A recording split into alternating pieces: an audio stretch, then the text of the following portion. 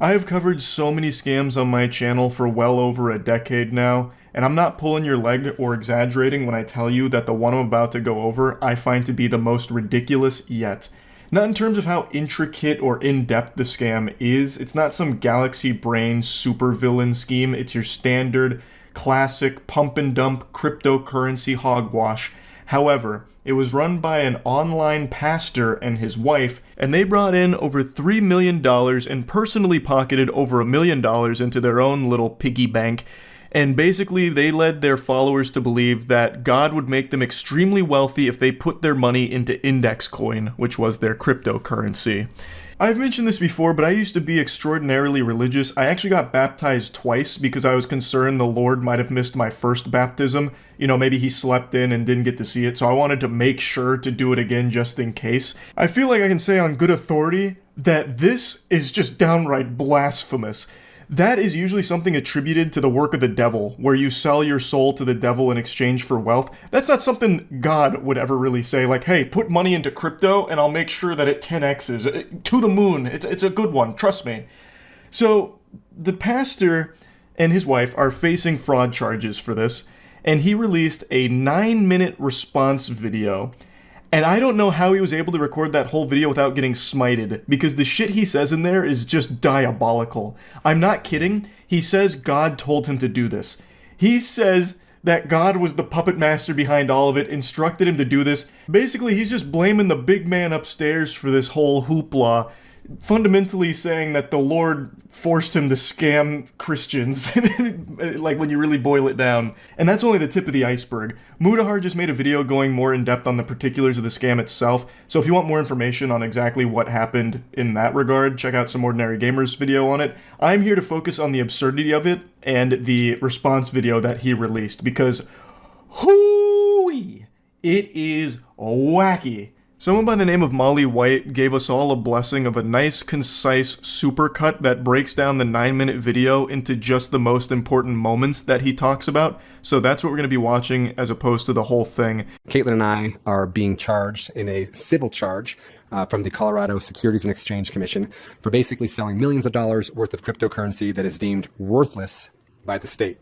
And by everyone else in the world with eyes. So he's trying to cushion it a little bit, like it's a civil lawsuit for all of this, and it's deemed worthless by the state, but it is worthless, completely, by every possible definition ever. It is worthless. This was, from the get-go, it seems, designed to just make them a lot of money and fuck a lot of the followers in the ass. So there's a lot of people that lost a lot of money on this. And now they're looking at some repercussions, and this is his attempt to try and spin himself as kind of the victim here. Now, the reason that they're saying that it's worthless is because there is no exit for people who have bought. Do you know what we call that? A scam. Basically, people who bought in can't exit. Their money is now stuck there. But you know who could exit? The pastor and his wife.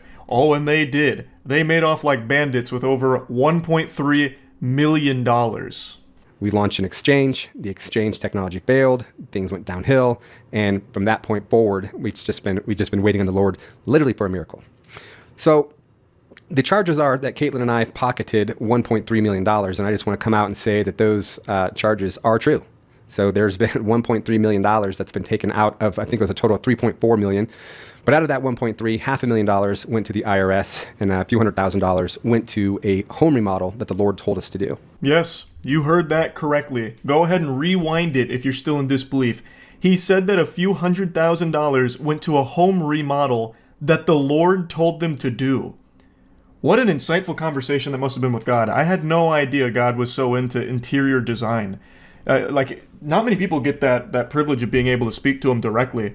I love to imagine that. Pastor Eli just hanging out one day and God gets him on the horn, rings him up, and he's like, hey, Eli, buddy, listen, your house is atrocious. Am I a joke to you? You worship me in a place that looks like this? It's embarrassing. It's revolting. Listen here.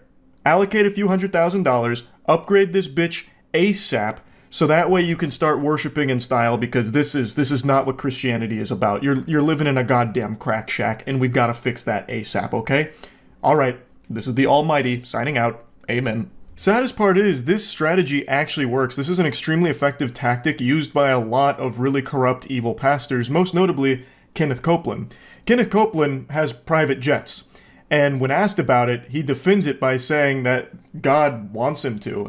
There's also another pastor, I forgot his name, but he's a friend of Kenneth Copeland's. The two of them are like these demonic leeches that feed off of each other's wealth, and they both have private jets, and basically said that God needs them in a private jet because it brings them closer to him. And if I remember correctly, they were even quoted saying that they can't be caught in a tube with demons, so they need the privacy of the jet to be more spiritually attuned with God. That's how they justify this luxurious lifestyle they live, which of course runs counter to the actual lessons of Christianity, but for some reason they keep getting away with it. Even in this case, Pastor Eli is receiving a lot of support from the people that he has directly scammed and openly admitting to scamming. So how this whole thing started is the Lord told us in 21 to walk away from our marketing company, and he said, I'm going to do a new thing.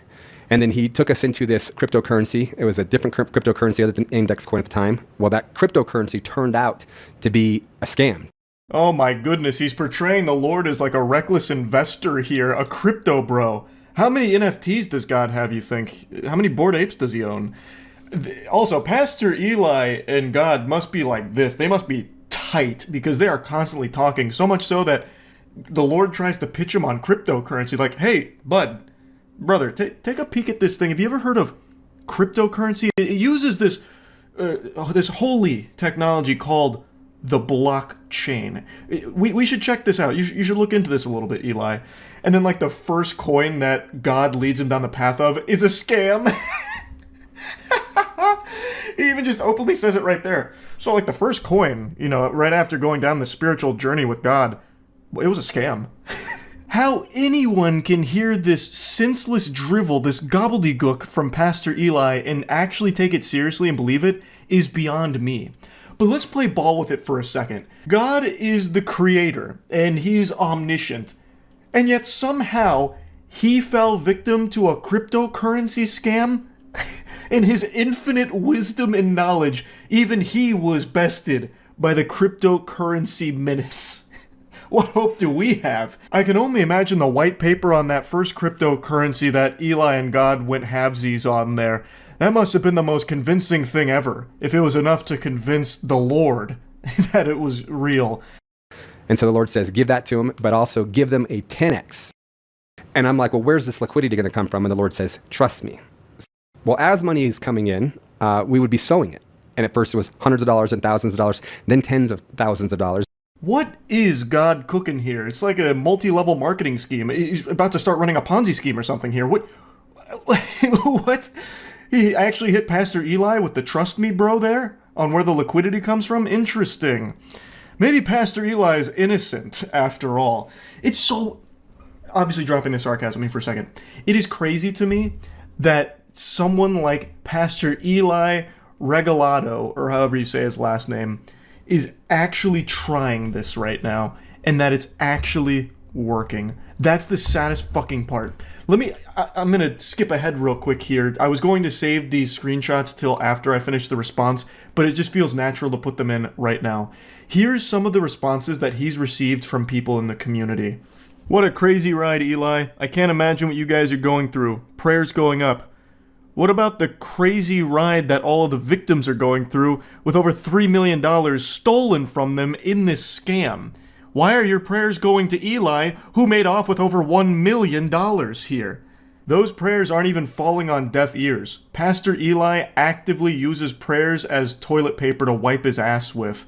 This guy took the prayers of hundreds of people that were praying for a miracle, a financial miracle, and completely trashed them. Someone said, standing with you, and then someone else said, unending support. Why? Why are you standing with him? He is openly admitting to a scam. Why are you supporting him endlessly? He is openly admitting to a scam. He doesn't even have the courtesy to take responsibility for his own actions here. He is blaming God, which is like the worst thing you can do in Christianity, to blame God for the evils you have committed. So sorry for stress you passed through. God has the plan for you and your team. He will lead you through to the success of this project. And Eli just says, yes.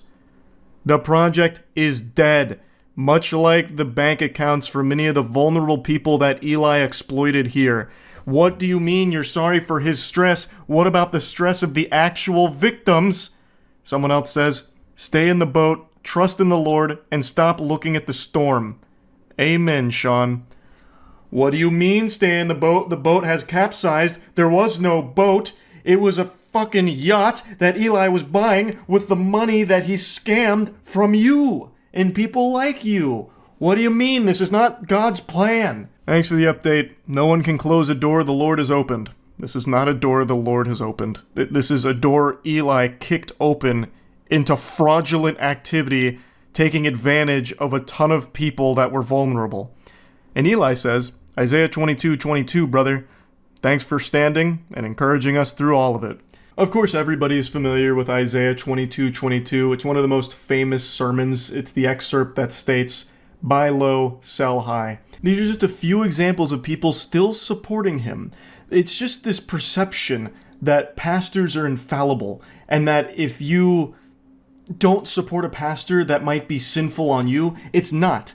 This guy is openly admitting to his scam that he and his wife ran, and he is blaming God for it. That is as sinful as it gets. It is ridiculous to try and paint him as a victim or something like that. It's so unreal. Money would come in, we tithe, we sow, more money would come in. And so we were just always under the impression that God was going to provide, that the source was never ending, that God was doing a new thing, and that we had nothing to worry about. And we sold a cryptocurrency with no clear exit. We did. We took God at his word and sold a cryptocurrency with no clear exit. And so the prosecutors have to take that and say, these people willingly sold a cryptocurrency with no clear exit. What we're praying for and what we're believing for still is that God is going to do a miracle.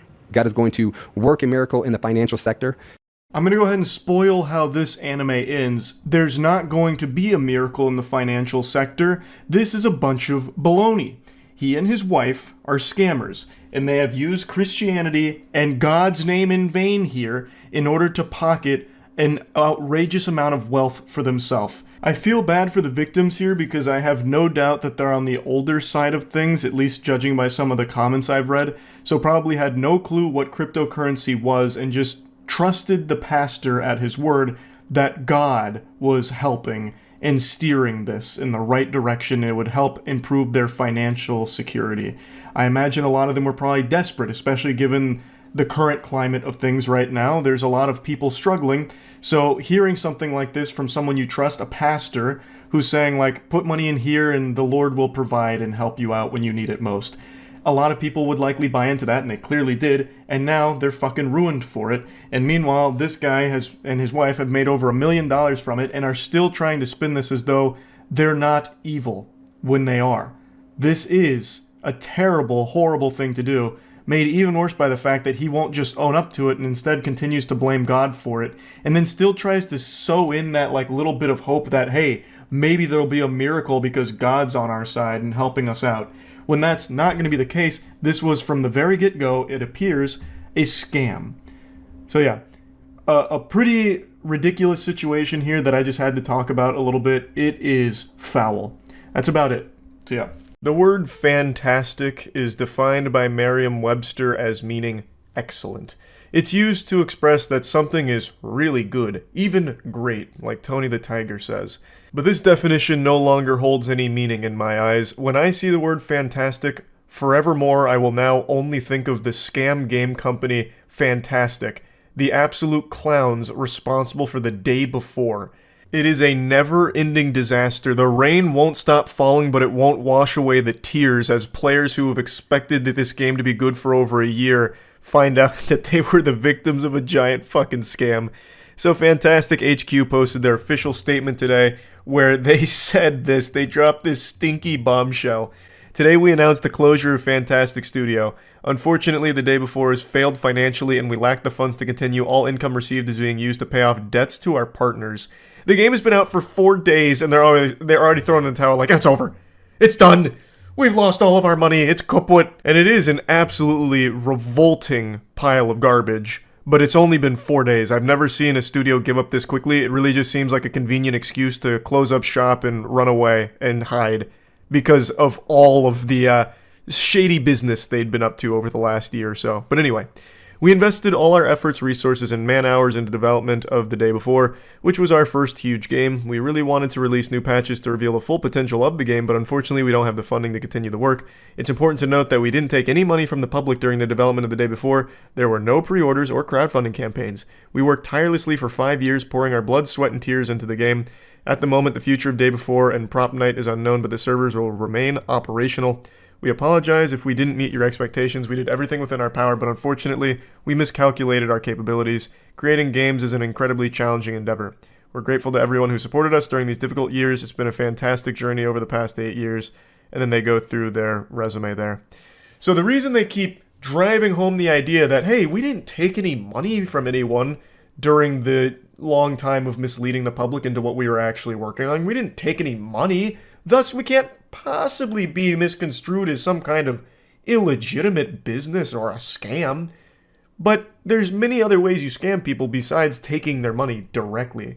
Like, you did inadvertently end up taking people's money through false advertisement. You did technically scam them because you advertised an open world MMO game. You advertised so many things that aren't in the actual game you released, and so many players still thought that's what they were going to get with your package. So you did still take their money eventually, even though it wasn't crowdfunded in the beginning. You still ultimately did scam your audience.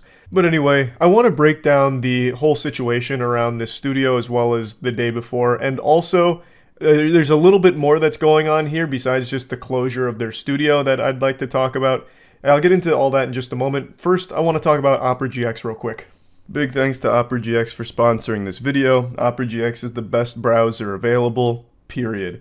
I've talked about it many times, but it is the truth. Unlike other browsers, it's not a resource hog, so using Opera is never going to tank your performance or anything like that. Don't get fucked by your RAM! Keep that shit under control! Everything is super convenient with Opera because you can just have everything pretty much integrated directly into the browser, like your messaging apps, Discord, Facebook Messenger, Instagram. But there's also just so much you can do with it to customize it to your personal tastes, thanks to GX mods. You can create something entirely unique and original, or you can choose from some mods that already exist on Opera, like the Eric Andre mod.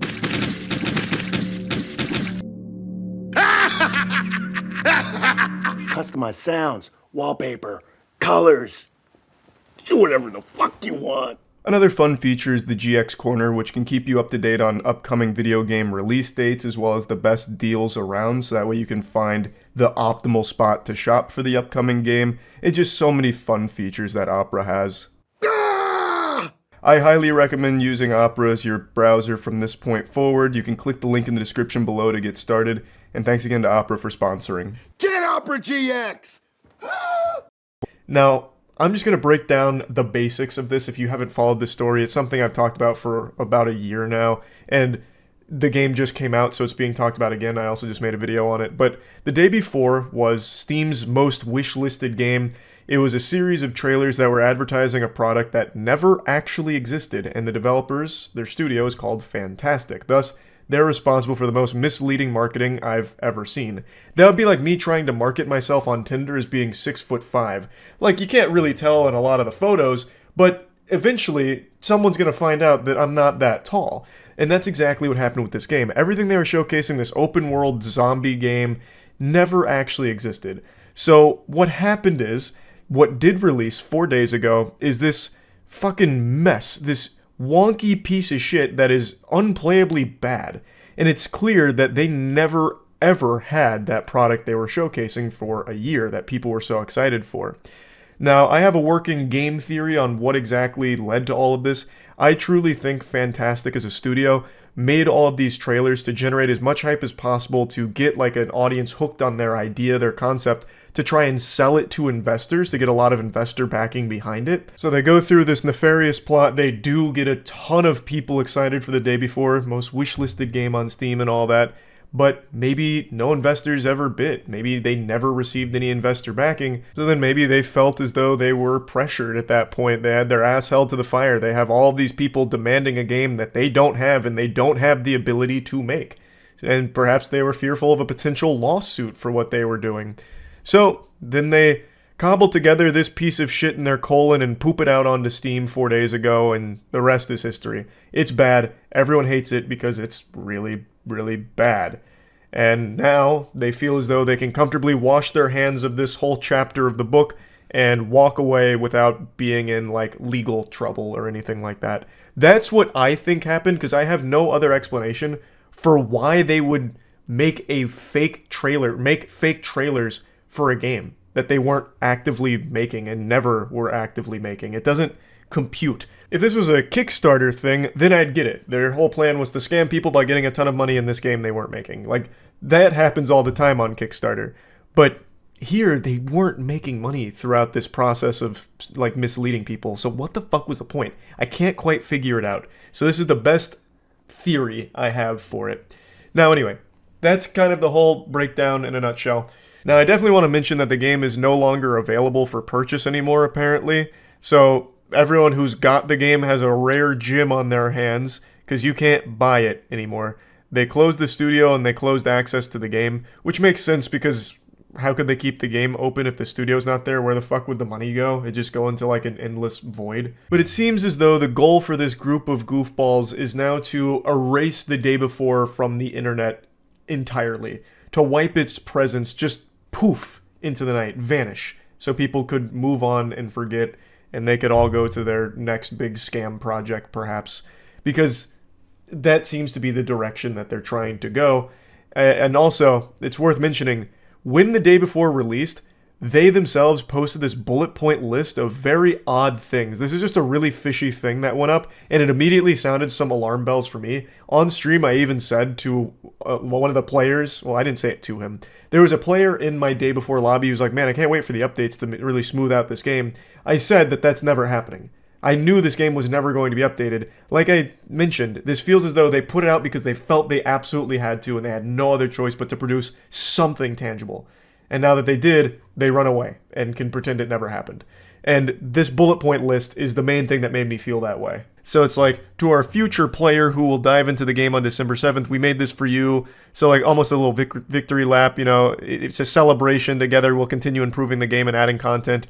That didn't age well. It didn't even make it a fucking week before they put her down, took it behind the barn. They then have a bunch of mumbo jumbo to the haters. To a person who didn't believe in us, we made this game for you too. We accept any kind of criticism and don't hold a grudge against you. Before we continue moving forward together, kindly allow us to note a few things.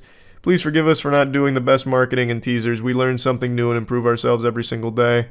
Jesus. you made teasers and marketing for something that never existed. And they also copied quite a bit of things from those as well. Please don't accuse us of scamming. That's not true. We didn't take a penny from anyone. Literally begging people to just stop calling them Scam Game, even though they are Scam Game Studio. Like, this is still a scam. Please don't accuse us of asset flip. That's not true also. Our team worked day and night for 5 years to make our dream game a reality. Which is also not true because the actual fucking city map is an asset. They used assets. Like, I don't know why they're just blatantly lying about it. And then please don't underestimate our work. It wasn't easy. We are like you. We worked hard. And we're incredibly happy that our game will finally see the light of day for everyone to explore. Saw the light of day for 4 days. It didn't even make it long enough to learn how to crawl before you gave up on it. Well, it was always the plan to give up on it, clearly. I think that was designed from the beginning. They got a huge influx of cash. I think they had like a peak player count of like 30K. That's a lot of money. Like, that is actually a lot of money that they got up front for this fucking game, this pile of shit. So they did make a pretty penny off it and then bounce. They just said, we're out. The whole thing is so scummy. I think everybody knew this game wasn't going to get any real support from this team. I think all of us were surprised they even put something out to begin with. That was the biggest shocker about any of this, that they actually produced something, even though it was barely functional and absolutely horrid to play. The fact they made something was such a surprising twist. But yeah, everything else besides that is not surprising. Them closing immediately after this comes out, after getting some money from the gamers, that super expected. I didn't think it'd be 4 days. I thought they'd close it after like a month or so of hosing people down and maybe like drip feeding a couple of meaningless updates here and there, perhaps, like maybe. I didn't expect it to be this quick, but yeah. That's kind of the whole story here, and I feel like that's probably where the legend of the day before ends. So yeah, that's about it. See ya. It's time we have an important discussion. It's something that I feel I need to publicly address. Stop trying to scam me. 5 days ago, I posted this video saying that I will give $25,000 to anyone who could find some videos I deleted from 2007 to 2010. As I mentioned, I believe it to be an impossible task, but on my Twitch streams, people convinced me that it might be possible, so I figured I'd make it a fun lost media challenge.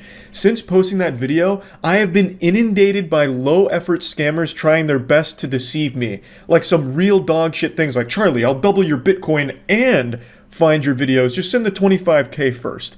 You know, just like really dog shit garbage attempts to take the money from the challenge without doing any of the work. I started playing RuneScape in 2005. I have been scammed more times than a rich old lady who always answers a telemarketer's phone call. I have been used like a fucking fleshlight by scammers since I was a kid. I was baptized in the flames of scams. I understand scams, how to recognize them, and I'm not that gullible. I don't usually fall for scams anymore. However, the scammers are getting more creative and clever. I was almost fooled by one the other night, and I'll go over that in just a little bit. But first, let me just go ahead and talk a little bit about this Lost Media Challenge. I've received so many emails and messages from people saying that I owe them money because they found my first Gears of War sniper montage, a video that is currently still on my channel. People are literally just going to my channel and sorting by oldest and then saying I owe them money for finding those videos. You think I would pay $25,000 for someone to click 2 buttons on my channel? You think I haven't done that? Again, the challenge was finding the 500 or so videos I deleted from 2007 to 2010. And I'd mentioned I'd pay money per video that was found. And because of this, people have just been sending me random links to old videos that are still on YouTube. All people are doing is typing in the name Critical or Mabo Insano on YouTube and sorting by upload date and going backwards, and they're sending me links to things like my Torquebow Ricochet montage, my Gears of War 2 minitage, Bull Talk montage, videos that still exist on YouTube on other people's channels because I sent them there. I never deleted those videos, I sent them there because those were montage hubs back in the day, so obviously I know about them. Those were never lost videos. And what makes this pretty upsetting is in the initial video where I talked about this bounty, I even talked about that. I pulled up the Torquebow Ricochet montage saying, I know this is where people would immediately go to, you know, thinking that it's a lost video, but it isn't. And it makes it very clear that most people didn't watch the whole video or even watch half of it, because I even pulled up Gearsopedia content saying this is not lost videos, so please don't send it. And I have gotten hundreds upon hundreds of people sending me those videos and demanding that I pay them for that. It's fucking sickening. It is swamping up my ass real hard. Those aren't any deleted videos. You're not, hacking into the mainframe and finding these by just searching Critical and going backwards on YouTube. It's like when I posted that video, I lobotomized all these investigators. Like they just turned their brain off and scrambled to find anything to try and get money out of it. Obviously, I would have looked up Critical or Mabo Insano and sorted by upload date, or looked at old entries on other forums by Googling it. You can't find them like that, which is why I put such a high amount on being able to recover any of these videos. So please, stop just sending me links to YouTube videos that have been up for like 13, 14 years. I clearly know about them because they still show up when you search for them.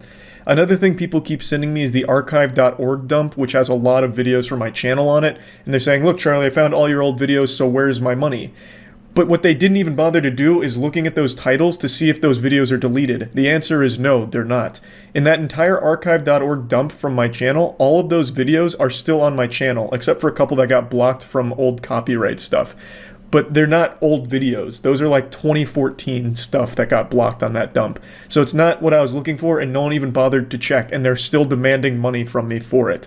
So I just wanted to clear up all of that confusion quickly, alright? Like I said, it's not some easy lost media challenge. It would be something that would take tons and tons of work, and I don't even know if it'd even be possible. Because like I said, YouTube can't recover them because this was before YouTube was bought by Google, so they don't have any archives of the deleted videos on their service anymore. So I don't think, like I said, I don't think it's even really possible. There's only been 2 people so far that have genuinely recovered some old content. One guy was able to find 10 seconds from an old glitch video that I posted, and then another guy was able to find an entire video that was deleted from another person's channel that had a commentary video of mine that I sent to them.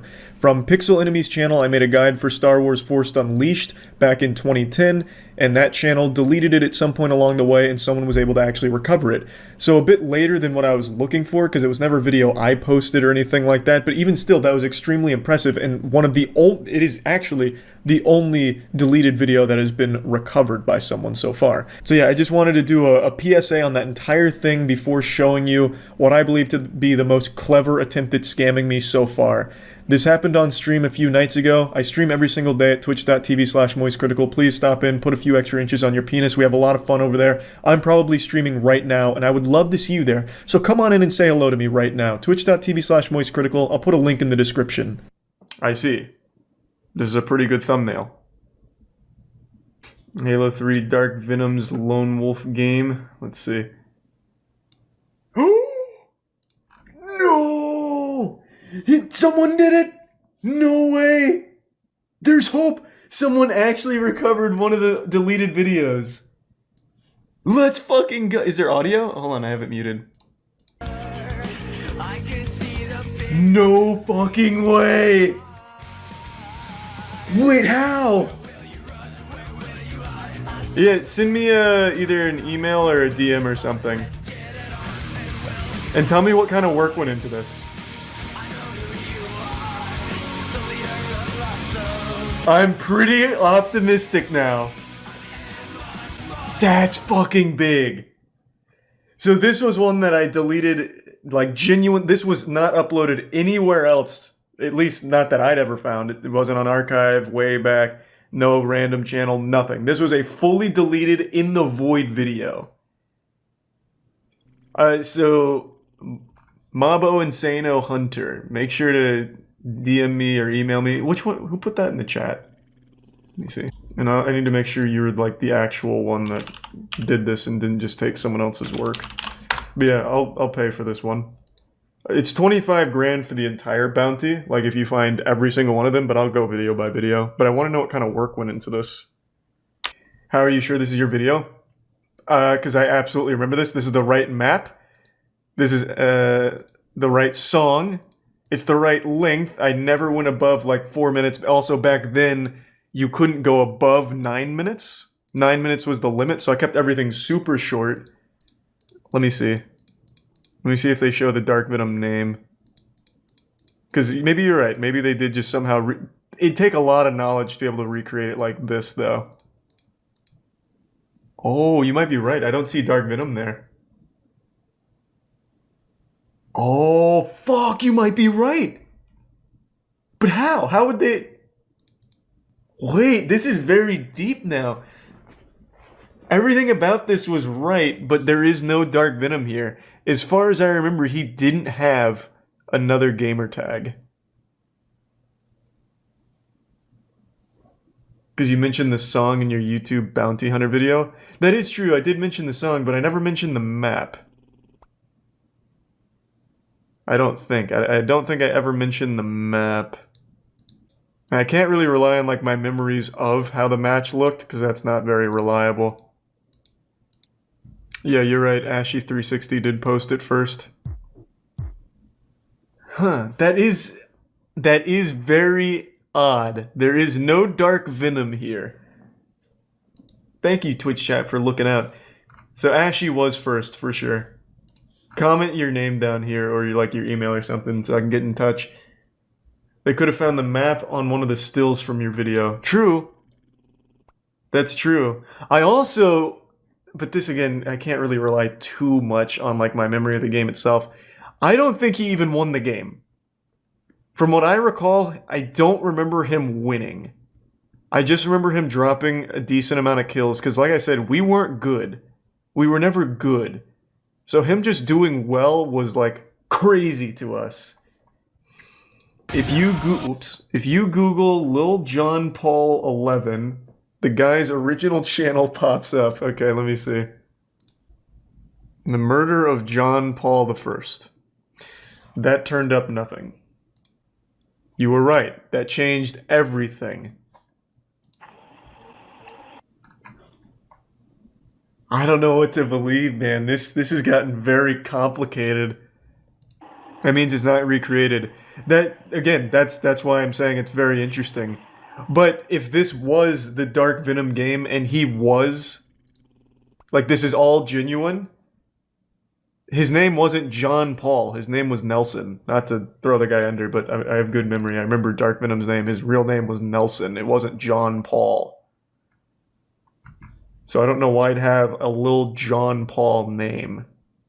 And I don't think he ever had another one because I only ever played with him as Dark Venom. And I'm pretty sure when I posted this, this was the title. He got the title right. He's missing an A. It was Dark with 2 A's, but this is it. This is what I titled it. I'm pretty sure he was Dark Venom in that video. I don't recall him being on the Lil John Paul account. What this also could be is someone just found an old gameplay free-for-all on this map and then set it to the song that I used back in the day, since I did mention the song. So they could have found this footage, but it's also not on this channel. So who would have posted this? One of these fucking milk-drinking children that didn't even drop 5 kills? Yeah, it is fake. There's a video by Perplexian Films. So this video is a video from Perplexian Films? Or is this just your channel now? You're right! Those goddamn ruffians! They tried to fake it. Nice. Chat. How did you find this? Actual fucking galaxy brain. That's low. That's pretty goddamn low. Thank you, chat. Huge. You can fool me. Well, I wasn't totally convinced either. I was the one that noticed the name, just saying. But you can't fool Twitch chat. How the fuck did you find this? So they took his video, pixelated it a little. Well, actually, they didn't even really need to drop the quality because it was a 2010 video. And they just put the song to it. Fucked up, man. That's fucked up. Yeah, like I said, I don't think it's ever gonna happen. I don't think anyone will ever be able to recover those old videos. That's even more so scummy for the money aspect, but also just it's so immoral. You know how badly I want these videos back? To play with me like that? Ugh. You found it because Lil Jon is subbed to him. We have like real detectives in here. Thanks to give Sub Spider and the Prime Horny. I wonder if I did contact them, what they would have said for how they recovered the video. Just fucking techno mumbo jumbo, just a bunch of jargon that doesn't make any sense. I tapped into the flux capacitors, vibrated at the correct kilojoules, recovered it from the ether. Damn, man, I got so fucking excited. Have any of you heard of this? Mellow Mint? I'm curious. Overwhelmingly, no. And one guy who's lying saying yes. I saw this yesterday. And it is one of the most fascinating projects I've ever seen. So I want to take you on a little journey through this project here. So it's basically nothing. But it's nothing that they're selling for $107,000 for access to a music playlist. We'll go through all of the mumbo jumbo at the top in a moment, but just take a peek at this. $107,000 for the quintessential playlist, the creme de la creme of music. 71% is dominated by the soul-penetrating melodies of the Balkans. By purchasing this, you're not only securing 2,645 songs carefully curated to move your soul, but you're also casting a vote and joining Mellowmint in a global musical revolution by supporting our audacious vision. Immerse yourself in this unforgettable audio journey and join us on the path to reshaping the world for the better. So this isn't even music they make. This is just 2,645 tracks they pulled into Spotify, basically, and they're charging you $107,000 for access to it. Which is fascinating. And apparently their mission is to change the world by giving you access to music they deem to be high quality, which of course means nothing. It's just whatever this guy liked. So if we go back to the top here of what Mellowment is, I need to give you guys a look into pure lunacy. Because it's just a bunch of buzzwords that they had ChatGPT spit out for them. Once upon a time in the kaleidoscopic landscape of the music universe, an innovative entity was born, Mellowment. It wasn't just a brand, but a vision. A new dawn that promised to reduce human suffering worldwide using the power of music. The mastermind behind Mellowment had a grand design, a plan so ambitious and beautiful that it was destined to unite people across the world. The guy speaks like he's in a fucking anime. Like, this is just the most egregious scam ever. Like, this actually seems like one of those Reddit posts from back during the, like, I am euphoric, not in this moment because of some phony god, but I'm enlightened by my own intelligence or whatever. It has that energy, but in 2023. Let's say that an influential icon, a trendsetter with a powerful voice, made an unexpected purchase. They invest into the most exclusive music playlist ever to be curated. An audacious act, sure to pique curiosity among fans. It wouldn't, though. If anyone bought this, you'd just be ridiculed, rightfully, and bullied, rightfully, for doing so. I don't know, that sounds like a good deal. Well, it is the most exclusive music playlist ever to be curated, so maybe I'll hear the 2,645 tracks and I'll get taller, I'll be happier, my beard will be fuller. It's all possible. The way he speaks about this makes it sound like it's a goddamn panacea to all the world's ailments. A story unravels as the world tunes into the influencer's content, mesmerized by the unique symphony of sounds found in the Mellowment playlist. Excitement builds. The rhythm of Mellowment hypnotizes the masses, launching a viral movement of unity, a symphony of shared experience. Like, I can already just hear their pinky out as they're typing this. As the echoes of Mellowment reverberate, our vision broadens. Unexpected but very much needed musical collaborations start to happen on the global plane. We turn the volume up on our philanthropic efforts, launching our charity initiative. Music is our tool, and with it, we will orchestrate change. And it's not even their music. Like, if this was a band doing this, I wouldn't even care as much. I'd be like, you know what? This is a fun way of marketing your music. This is just one fucking goofball goober with stained undies that just took 2,600 songs he liked on Spotify and put them into a playlist. That's it. That's it. It's crazy. Why is this not illegal? Because well, good question, actually. I was going to say because you're getting exactly what you pay for, but he's promising that this music is somehow going to change the world, basically. So, I mean, that is very fraudulent. I don't know. It's criminally delusional. He should be locked up because this man belongs in Arkham Asylum with this shit. Our melody doesn't stop there. The world becomes our dance floor as we host immersive Mellowment branded parties worldwide. These events are symphonies of togetherness and celebration, amplified by the unique rhythm of our music. The world unites under the Mellowment banner celebrating life. The one world government becomes Mellowment. Everything rolls under Mellowment's umbrella thanks to this carefully curated musical playlist. If someone's dumb enough to pay for it and fall for it, that's on them. Oh, true. That is 100% on them. Meanwhile, Mellowment evolves into a stage for undiscovered talent. We cast the spotlight on the fresh, raw voices of budding artists and producers, giving their creativity a platform. Mellowment becomes not just a brand, but a cultural phenomenon. It brings a revolution, a shift in the very way we consume, create, and celebrate music. What shift? Other than having a $100,000 entry fee. That's the only change. You have a music playlist. Those have existed for 30 years. This isn't just an ambitious plan, it's a call to action for anyone who loves music, unity, and making a difference. With Mellowment, every beat is a step closer to a world where music is the true universal language of unity. By investing in this vision, you become a part of the symphony, an architect of this global phenomenon. They're using unity more often than the fucking game engine itself uses it. That word has lost all meaning for me right now. Like, I'm already forgetting that it's a real word. I think there's a 0% chance the guy behind this actually believes this, though. It's just all designated to try and get one big whale on board. The Mellowment goals for 2023-2024, making the world a better place through music one song at a time. What an incredibly difficult goal. How are you going to accomplish that in the next couple of months for 2023 or even in 2024? And how are you going to measure whether or not the world's a better place and whether or not it's because of your music playlist? Charity fundraiser launch, never happening. This just goes right into his little piggy bank.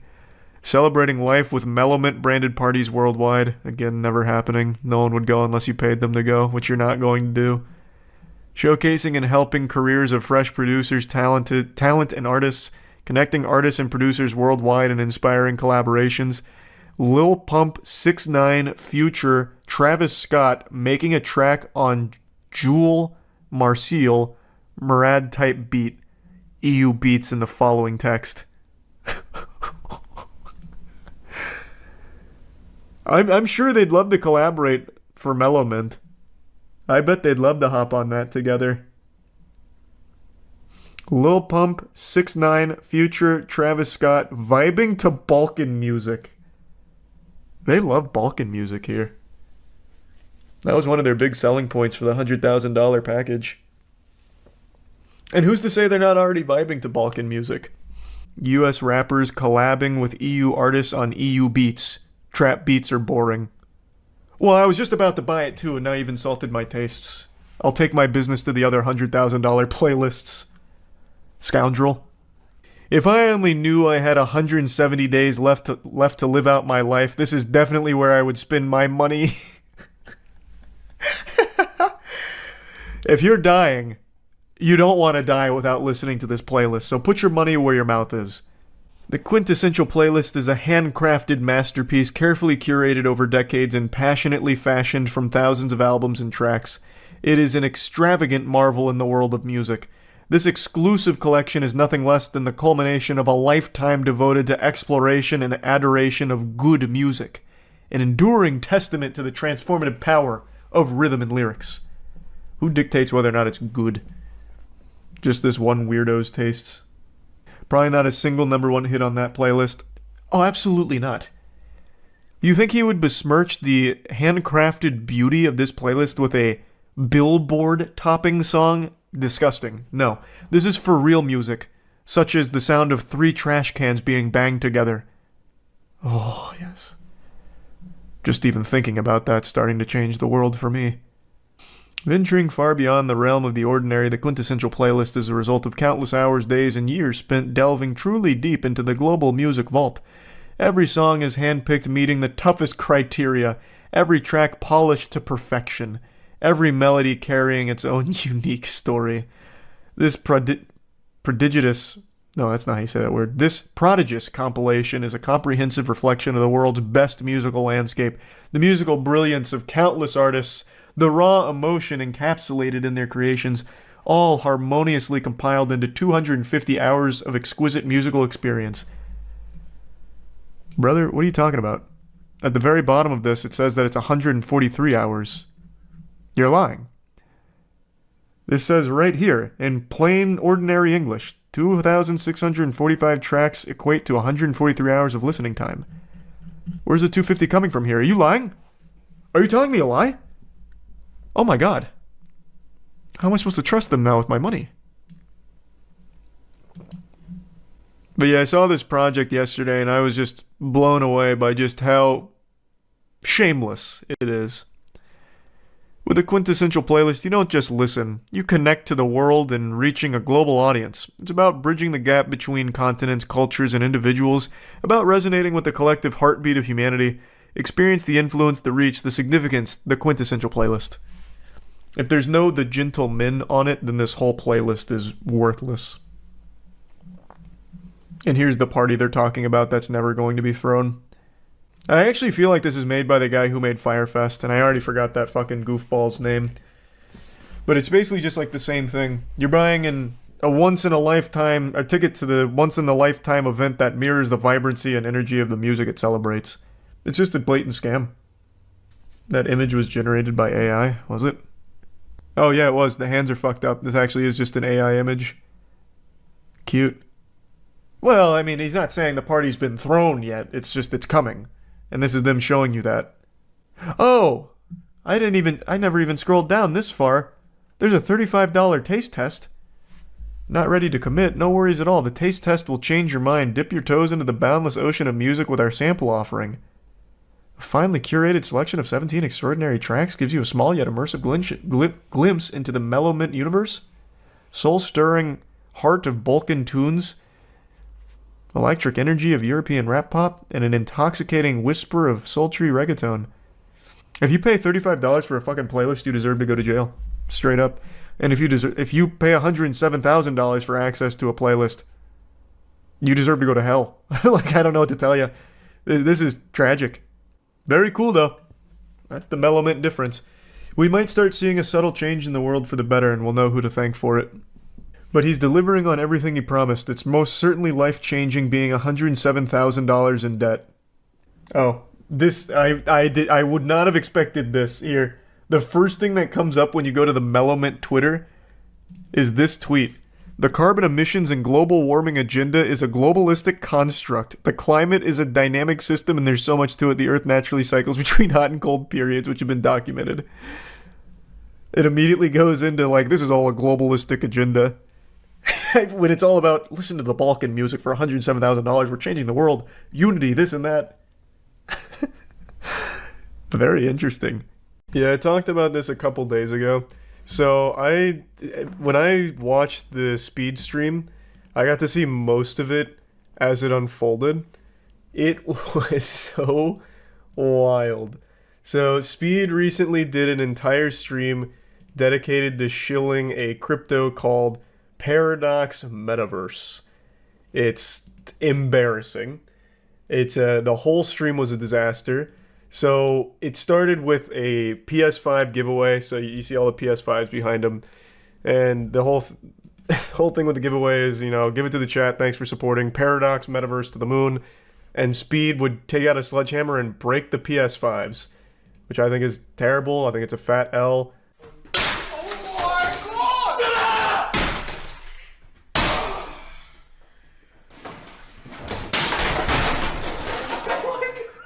There's few things as corny as this, just breaking expensive things that people really want, especially in this context where it's kind of just spitting in the face of his fans who thought they had a chance at winning some PS5s.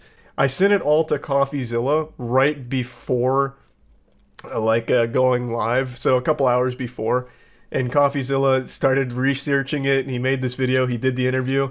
It has been so entertaining to see, so now I'm excited to watch the video. I did see that he shouted me out in the comments here for tipping him off, and I got butterflies in my stomach. To be to something like this before CoffeeZilla is crazy. So, happy to help. I also did a ton of research on it. I went deep into the weeds. One of the people behind the crypto scam is a YouTuber named Money Kicks, whose dad is worth like $2.1 billion. So, it has so many layers. It's such an interesting little rabbit hole. Advertising 10x to 100x, is that a get-rich-quick scheme? Yes or no? No. He did them so much credit there because talking to them was like hitting your head against a wall. So he'd ask them a point-blank question, and they do the standard circular talk around it forever. And no matter how many times Coffee would be like, yes or no, they'd still just go into their spiel about shit that is completely irrelevant to whatever they're saying. It was frustrating, but still overall entertaining. Who couldn't play soccer and was wearing a Buy Paradox Crypto Coin t-shirt. And it quickly got worse. Good. The live chat started calling Paradox Coin a scam in the middle of this sponsored So I looked into this a little bit. This guy has made an entire career off looking like Cristiano Ronaldo. So he was in another YouTuber's video from a few years back called the Cristiano Ronaldo prank. And they just walked him around with security and got people's reactions. A Buy Paradox Crypto Coin t-shirt. And it quickly got worse. The live chat started calling Paradox Coin a scam in the middle of this sponsored stream and called IShowSpeed a sellout, which caused him to get very angry. The fact y'all ever make like the fact that y'all just stick at me like that is just crazy. I hate that, bro. Y'all so weird, bro. It's crazy. He also tried to guilt trip the fans because there was a lot of donos coming through like that were like, this is a scam, Speed. You have to know this is a scam. And be like, why are you guys saying that? You're hurting my feelings. The fact you think of me like that makes me really upset. And you know I would never do that to you guys. It just, you're making me really sad right now, just guilt tripping them. He's like, I just want to see W's in the chat. No more L's, no more of that. Just W's in the chat, only mods, only W's. It was fucking embarrassing. Shameless. Now, yeah, it is important to remember, Speed himself is a kid. He is 17, and people keep using that as an excuse. And I think to some level, that's fine, because he should have people around him that are able to sniff out scams like this. But Speed also clearly knew what he was doing. The audio in here that leaked because he didn't mute all of the mics so it got picked up pretty much confirms that he knew this was kind of shady shit to begin with. He is not 19. He says he's 19. He is 17. He was born in 2005. He is a minor. He is a kid. It is a meme that he says he's 19. We double checked last night. He is born in 2005. He's 17. But his team around him is clearly not actually looking out for him, for allowing him to do shit like this and be used. I'd like to come in here and further clarify that I'm not saying everything that happened is excusable because he's a kid. He still, of course, bears the responsibility and at the end of the day has the final say in what he does and what he promotes. So he should be doing at least the bare minimum to have an understanding of what's going on and what he's actually promoting. Because even during the stream, he couldn't even remember the name of the company like twice. Which, of course, made the chat turn against him, saying things like sellout and I show scammer. So I do absolutely think that he needs to pay more attention to this kind of shit. And he also needs people around him on his team that are old enough to rent a car and actually have experience in life that can look at things like this, go through it, and then decide if it's legitimate or not, and then relay that information to him. Because right now, it doesn't seem like he has that team. From the look of things, he's got a bunch of people around him that just care about money, like Mr. Krabs here. So it leads to absolute catastrophes like this. And I do think that at the end of the day, Speed did get used here. He was exploited by this shady, shitty crypto company to shill their dog shit. But that doesn't mean that Speed is blameless in this situation here, even though he is a kid. And that is the fact that all these teenagers and kids called this guy out. I mean, just think about it. The target of most crypto scams is gullible people. And who's more gullible than kids and teenagers? So when those people see right through your scam... You know who's more gullible than kids and teenagers is adults who think they're early. I would wager the most gullible people on the planet are like the mid-20s people on the cusp of what they think is new technology or anything that will make them money. I think those are the most gullible people. You see that all the time from the crypto community.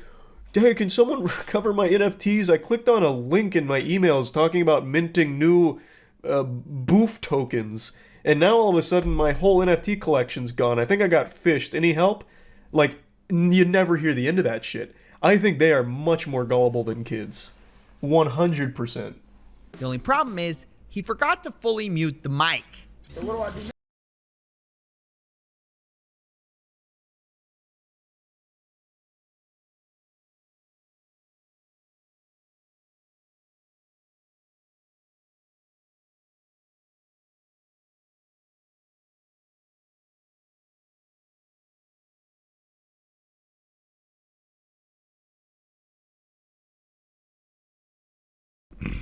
To answer that question, how do we know this is a scam in the first place? I think every crypto project should be guilty until proven innocent. If any crypto startup comes around, you should assume it's a scam until they prove otherwise. That is the safest way of navigating the crypto space.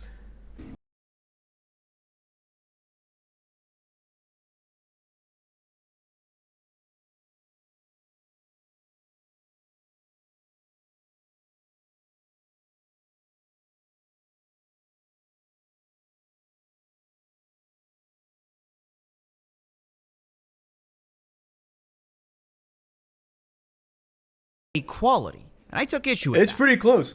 It is actually, this is up there with like the new Saints Row, Crackdown 3 maybe?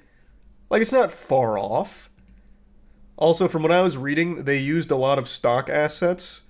So and I don't know this for sure because I'm not familiar with all the stock assets available. But that would mean that they're not even like actually building it ground up or anything like that, or even trying. They're just asset flipping like the shit we play on Steam Bad Game Night. I'm not 100% sure on that, though. I was just reading about it. when Yeah, you describe yourself as an indie game. No, I don't want to interrupt you, but just give me. You are interrupting me. Of course you are. You You're making don't call quite a yourself an point. indie game. That shit got dank quick. Yeah, that's a lot of what happened in the live stream. They just immediately just start flooding like a Xbox Live party chat. Whenever he's trying to like call out something, they immediately just flood. So much, it's like a wall of noise. A UK-based indie gaming studio, indie studio. So yeah, I'm not buying this AAA Comments are turned off on that video, by the way. Nothing shows confidence in a project quite like turning off the feedback on the announcement in the trailer. And once you do that, you have to wait 24 hours before starting another mission. I guess if you do that full time, they estimate you make $500 a week based on 4 hours a day of playing. Wait, I thought... God, I love that. So the whole thing tries to prey on people like play to earn is the term. So you play our game and you earn money. So like, yeah, you'll come in, you'll, you know, invest or whatever, but you're earning money through playing this game and doing our missions with our paracoins. But it's all just worthless nonsense dog shit. It's not real. Playing. Wait, you can rent out your avatar to someone else for paracoins and passive income. Okay, so now you have paracoins, right? What are you gonna do with them? Well, you can sell them, but why sell them when you can lock them up and stake them? Forget this, even more paracoins. If you do this, your paracoins turn into P-Save, which then you lock up for What a the period. fuck? Sorry. The longer you lock up your money, the more you earn in a process they call delay and get paid.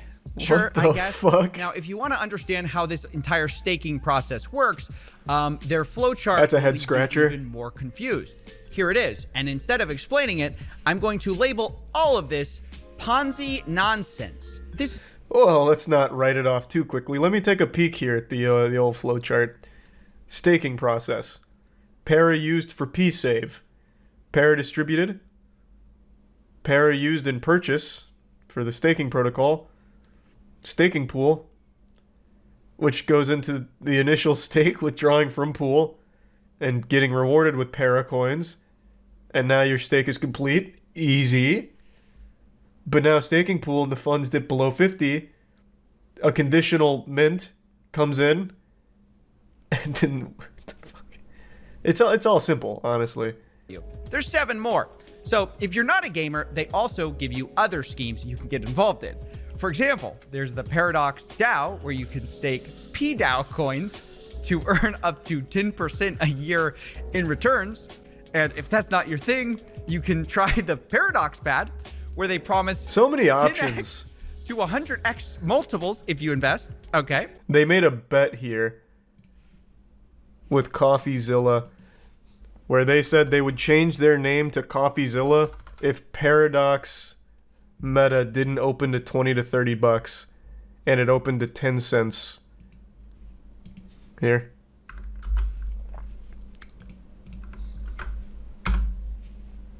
So they didn't even get the full pump and dump.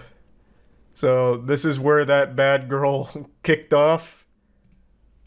And here's their I'll bet. make this deal with you right here, right now. I'll make this deal with you right here, right now. Okay. Our coin launches and it doesn't do a minimum 20 to 30 or I will change my name to Coffee. Mm-hmm. Fucking, I don't even know what your channel's called. What's the channel called? I don't know, tip something. I don't know. CoffeeZilla. CoffeeZilla. CoffeeZilla. I will change my name to CoffeeZilla. I'll make this deal. Unfortunately, he didn't do it. He didn't change his fucking name. I haven't checked today, though. Maybe it did hit 20 bucks. Let's take a peek. It's now at 9 cents. I can't believe it. What? Man, I can't believe it didn't go to $20 or $30. Crazy. Criminal, even. Is nobody playing their game at the moment? It's the goddamn World of Warcraft killer on those battlegrounds. Up to 20% on staking rewards, all right? Now, if all of that sounds dumb, you can even get your friends to invest too. Every person you get gets £5. Okay, whoop-de-doo. Now, the last one we're gonna cover is Paradox Events, which to realize is a waste of money This is the only way to get rich in 2022 without starting up a business from scratch. For every person that you refer to Amyotali University, you get £15. Now I confronted God, I hate that so fucking much. That it's one of my biggest gripes, those guru programs. And people, for some reason, buy in and then fight tooth and nail for them. You just train your own little warriors, your own little cult.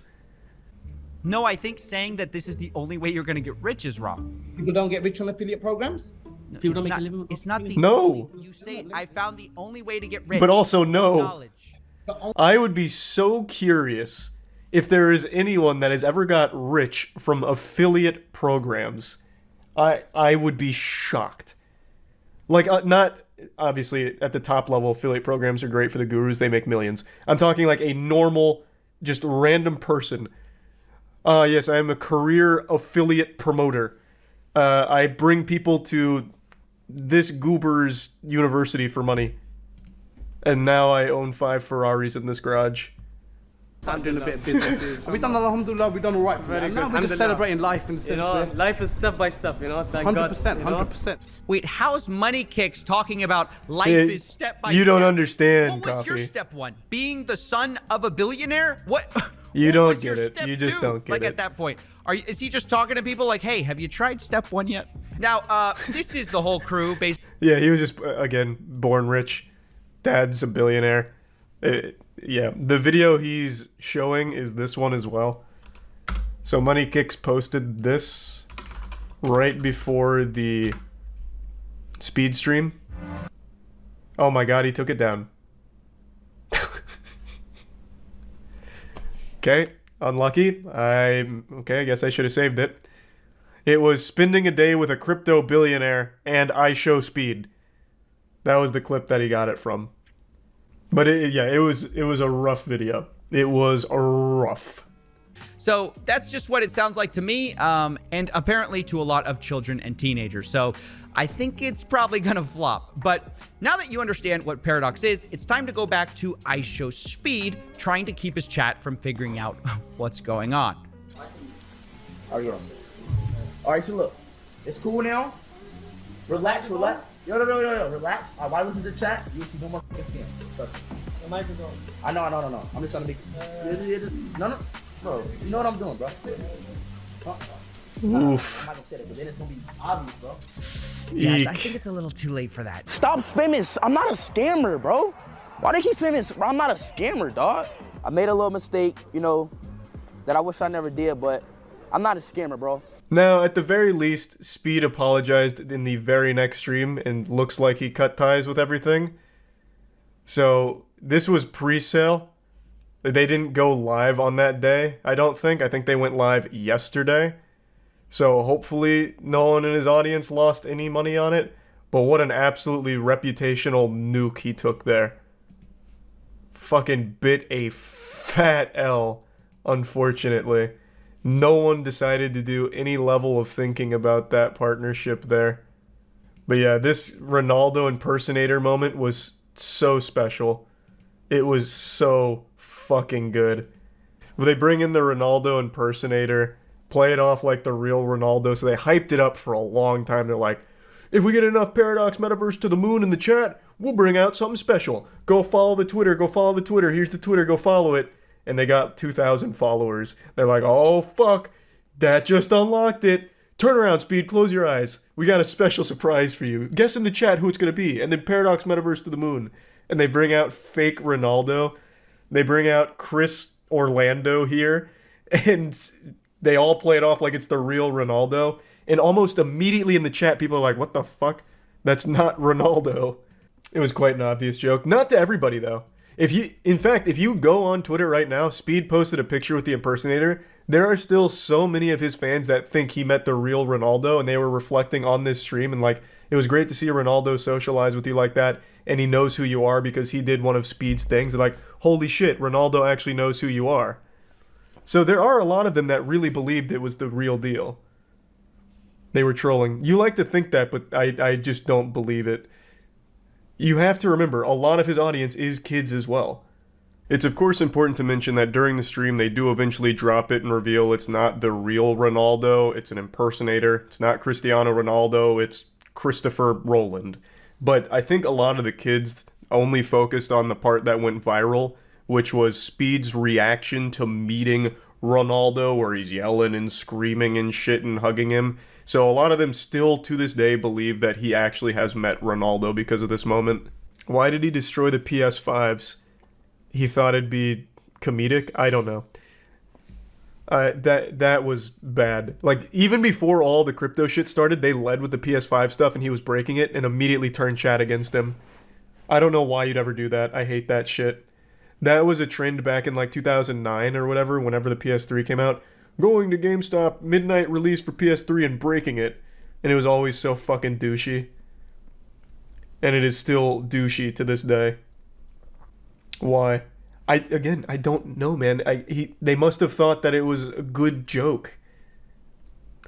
I don't watch a ton of Speed streams, I'll be the first to admit. I am familiar with him to some level, but it's just not my cup of tea. I'm sure most of you know I'm not really big into the really loud equals entertaining stuff. And that's mainly his brand, so it's just not for me. So I don't know what the breaking PS5s was for. Maybe because it makes a loud noise or it's destructive, shocking. I don't know. The fake Ronaldo came out on TikTok and said they specifically asked him not to say a word or they wouldn't pay him.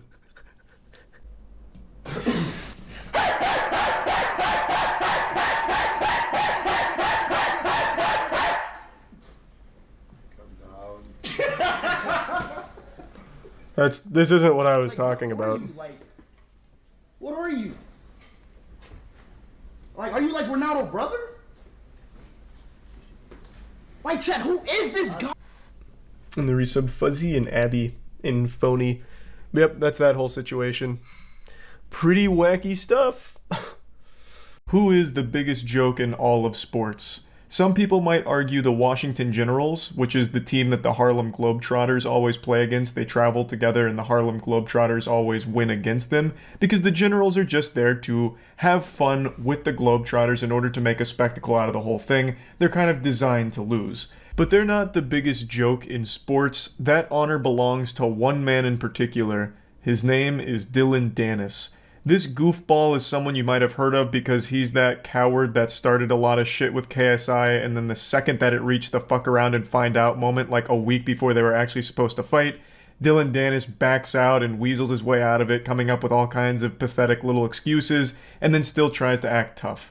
He's a washed up fighter who all he does now is just shit talk and then promotes scams on Twitter. People have more respect for the flies that hover around public porta potties at a fucking music festival than they do this man and his career. And yet somehow he finds a way to sink even lower. He was recently the primary clown in CoffeeZilla's newest video, where he got used like a fleshlight by CoffeeZilla in order to prove a point that Dylan Dennis will promote absolutely anything at all as long as you pay him. And it turns out you don't even really have to pay him that much, all things considered. Just giving him a pack of cigarettes will get you like a 24-hour tweet promoting whatever vile scam you want. Like, it's actually pretty wild. So CoffeeZilla's video exposes at least 20 scams that he's done in his past, as well as convincing him to do yet another one. You know, hop back in the saddle, get ready for the rodeo, and engage in another scam tweet that CoffeeZilla cooked up with a completely fake crypto project. And he wanted to see how much does Dylan charge, and does he do any amount of research at all into the things that he proudly posts on his Twitter. I know Dylan Dennis can't even spell research, so the answer isn't shocking. It's a no. He didn't bother looking into what CoffeeZilla was paying him to promote at all, because if he did, if he spent even 3 seconds, or even just like an iota of a thought given to the project, he would have immediately realized that it's not real and it is a scam that he's about to post proudly on his Twitter. Because CoffeeZilla laid it all out in front of him. And it's not even like it was hidden in plain sight or anything. He literally spelled it out, word for word. In a contract he sent to Dylan Dennis, it even says that it's not real and you're going to be the butt of a joke. It was literally, it was just there in the contract. And it wasn't even a long contract like buried in fine print. It was like a core piece of the contract that just says, this is basically a fucking scam. And Dylan still signed it. It's baffling. So I'm getting ahead of myself here. I'm just trying to give a general breakdown of the situation. Of course, the full CoffeeZilla video is going to be linked in the description. It's fucking beautiful per usual. I'm just going to show you some clips from it. But one other thing I want to point out is the reason CoffeeZilla went after Dylan Dennis is because Dylan made a whole song and dance, a big hoopla about how bad he feels for everyone that got scammed by Logan Paul's Crypto0. And that's what tipped everyone off to how many scams he himself has done, which led to this investigation in this video by CoffeeZilla, Oompaville, and Zach XBT. And it's a fucking amazing ride. It really is. Dylan Dennis is an MMA fighter famous for two things: cage fighting and not fighting KSI. True. But on December 23rd, he decided to be famous. Also, apparently, I didn't know this until recently. He's not even famous for actually fighting. He's famous for just being a guy that, like, kind of rides Conor McGregor's dick. What's his actual fighting record? Because I said the same thing. I'm like, yeah, he actually fights. But his actual MMA record is 2-0. He has fought 2 times. Once in 2018 and once in 2019. Look at this shit. So he's not really a fighter. he's fought twice. Like, his whole claim to fame is, yeah, I'm a fucking stupid asshole. And that's it. And he won't even fight a YouTuber. 100% win rate, that is true. He is undefeated. But then again, so am I in MMA, to be fair. I am also undefeated. It's kind of meaningless when you don't have a whole lot of fights under your belt. Calling out the scammers. He writes in a tweet, "Damn, Logan Paul is a scumbag. Feel bad for everyone he scammed." Now, of Thanks, course, Dylan. I was going to really disagree with this, so the likes rolled in. But what Dylan doesn't What a tell you saint. is he also What a has a saint. history of scamming people on Twitter. And what Dylan didn't know is that there was a detective watching him. That detective was not me, actually. I wish it was me. It was my buddy Zach XBT on Twitter who Whoa! said, "Damn, Dylan Dennis is a scumbag. Feel Hey, this is all coming full circle. You might remember Zach from the BitBoy Crypto thing. He was the guy that, like, tracked all of his moonshots and, like, called out a whole bunch of shit there. So I reached back out to Zach and I said, "Hey, good tweet, but I want to find out how many scams exactly this guy has promoted." So Zach started digging through the garbage bin of deleted tweets, and we found out pretty quick there were a lot more. What the fuck is it? Baby Dinger? What the fuck? Baby Dinger token is the next Shiba Inu. Oh, man. If anyone has any baby dingers, you should immediately just lose the right to earn money in your life. You don't deserve it anymore. Ring dinger. Hey, let's not besmirch the good name of the ring dinger. That's as far from Web3 crypto as you get. That is literally an old man who snaps your head off. I wanted to trick Dylan into giving me the amount. The rough idea was to approach Smart. Dylan and say, "Hey, I created this dumb NFT project that's completely fake. How much would it cost for you to promote it?" He gives me an answer and I have my price. Who, like, looked like he would be serious about selling you an NFT collection.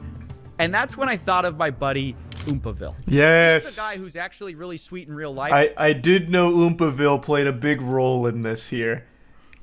So that is exciting. Very smart. CoffeeZilla recognized that Dylan would certainly say no, knowing for sure that it's a honeypot if it was CoffeeZilla that reached out.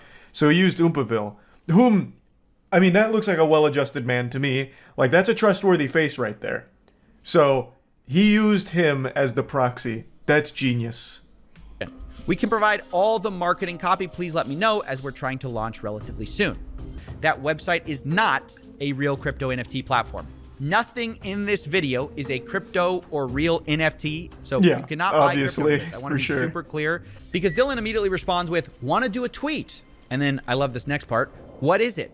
I like the order of that, you know, like, "Let's promote it," and then underneath it, "What am I promoting?" And it's at this point I realized that It's secondary. this is not only my chance to find out how much Dylan gets paid for all these scam promotions, it's also my chance to test Dylan Dennis. In fact, to do this, I basically copied almost word for word Crypto0's white paper, saying the yeah, following. baby. Sour.gg may appear to solely function as an NFT collection, but it's much, much more.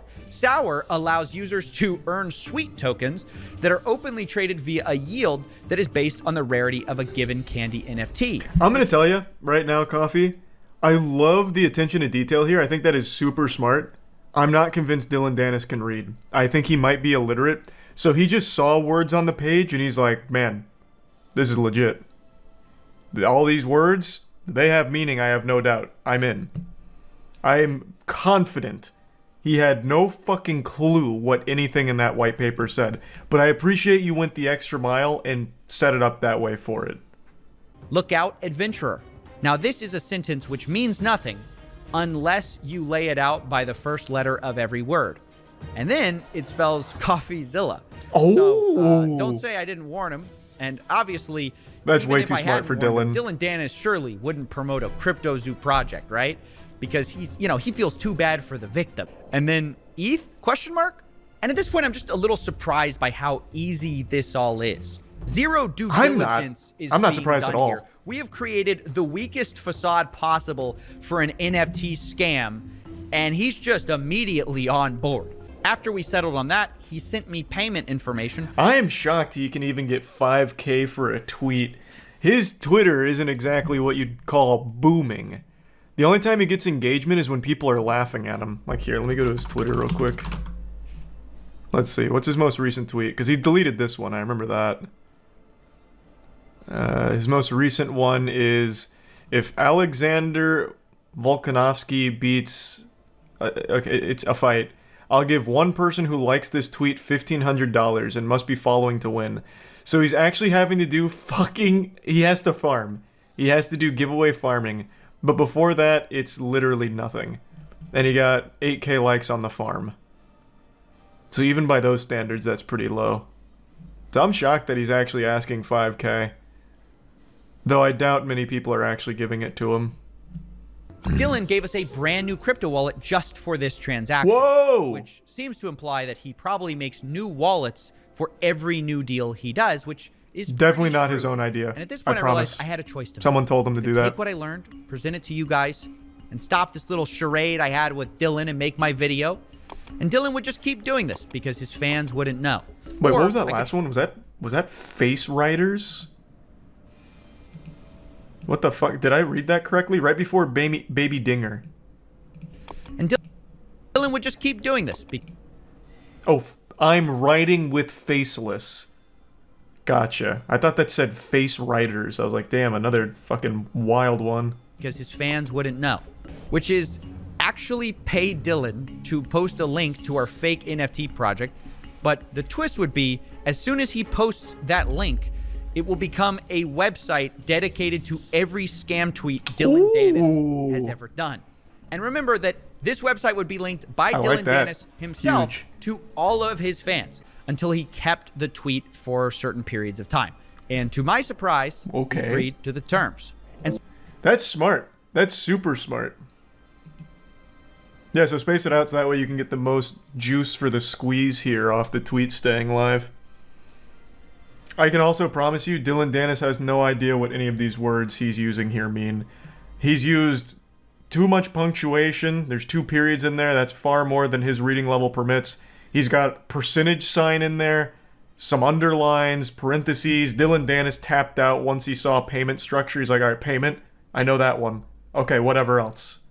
Website, which is just a website with all his previous transgressions. Now, I did talk to some I want to read that one. What was that? I'm bullish on what? These all have the worst names. I'm bullish on Rock Smart Chain. Rocket Raccoon. Hype.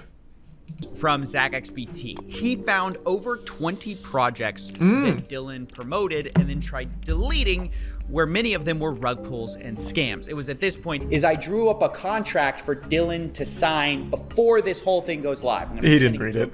And in it, I lay the whole thing out. And this is what I meant by headwinds. This is where he probably will catch us, because in black and white, I lay out our whole scheme right in front of him. So it literally says, like, you're going to be the butt of the joke. It says people aren't doing due diligence. It says that we're going to be switching the website to show his prior promotions. So we lay out the whole thing there. Oh, no. What we're really banking on is he's not going to read any of this. He's just going to see money and just sign it, which is the 100%. whole point of this entire He thing. can't So read it. I think it fits. Sending it. All right. And then I'm sending the drive link. I mean, we've sent the contract now. We're just waiting. We're literally waiting. He's going to instantly respond with the sign. It's going to be less than 2 minutes. Oh, I agree, bro. I agree. It was 3 minutes. I was so fucking close. I was so close. Idiot. That's right, ladies and gentlemen. He agreed. I was so and close. You might notice that we weren't actually able to use DocuSign and get his signature because it was experiencing outages at the moment, the actual website. But we were able to just have him do a written agreement in DMs that he agreed to our terms. And although That is real, by the way. If you get in writing something like that, that is actually an enforceable thing. It's not as strong as like a full signature, but that is like actually enforceable. So, what a fucking moron. Holy shit. go ahead and tweet. Just refreshing now, I guess. See what he says. Run There's it. been so much work that goes into this. You guys didn't see this off camera. Dylan starts talking about where's your community. So we have to whip up this community from nowhere. Oh, Our fuck. community doesn't exist. We had to create a Twitter profile. We had to buy a bunch of botted followers. An hour ago, it didn't exist. I don't think I've ever been so excited about something in my life. Nice. Dude. What was the total spend on this, I imagine? He tweeted it. Huge. I can't believe he did it. He actually did it. He just tweeted it. What an idiot. I can't believe it. What can I say? So I knew this tidbit of information real quick before he points it out. The actual tweet just has the word scam in it. Sour NFT candies are moonbound. Scam. Believe It's so adorable. What can I say? He They couldn't have promoted made it a any more tweet clear. which literally spells out in first letters the word scam. Yep. I hope this is Oh man, Dylan. Now he's ducking CoffeeZilla and Oompaville's attempt to communicate just like he ducked KSI's fight. God damn. It's all he knows. Yeah, he'll never mention this, unfortunately. That's his modus operandi. He just is a fucking perpetual loser, I guess. Oh, I did see that. There was a lot of brain rot takes about how what CoffeeZilla did is actual entrapment. And I'm pretty sure those people are just as CTE riddled as Dylan Dennis to think that what CoffeeZilla did is anything even remotely associated with entrapment. It's not even close. CoffeeZilla did everything possible to let Dylan know what was going on. He even put in the fucking contract he agreed to that it is literally him just being a joke. It's not real. He laid out everything, and he still agreed to it. That couldn't be further from entrapment. The guy got 1K. He did get 1K. He did get $1,000 out of it, so that's a Dylan W, baby. Fucking big one from Dylan. But also lost rep. He had none to begin with. I legitimately don't think Dylan Dennis has a single fan. Like, actually not a single one. People just laugh at him. In fact, if you go to his goddamn giveaway tweet right now, people aren't even participating in the actual giveaway. They're just spamming the clown emoji. Jesus Christ. He can't even, like, actively farm children on Twitter. He doesn't have fans. About 3 weeks ago, we made a video testing to see if Wish was a scam.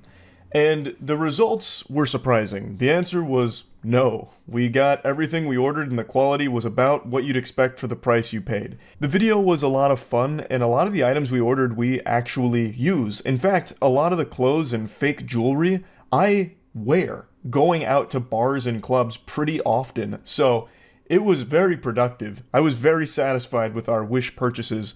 So naturally we thought it'd be fun to try this exact same style of video with Temu to test, is Temu a scam? Temu's really blown up in popularity thanks to the Super Bowl advertisements as well as every content creator online just pumping it out the wazoo with all of their sponsorships. So with oodles of people shopping like billionaires, we decided to test, is Temu a scam?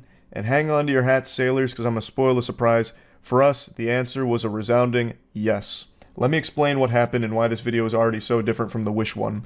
We did everything the exact same. We spent a few $1,000s going through Temu's catalog, ordering like really wacky, interesting, fun products, and after placing the order, we received a call from a Temu representative to ensure that this was legitimate purchases, which I actually thought was pretty reassuring that they had some kind of fraud protection in there to make sure it wasn't like a stolen credit card and someone went there buying fucking Bart Simpson chains and, you know, angle saws, nail guns, and whatever else we were buying.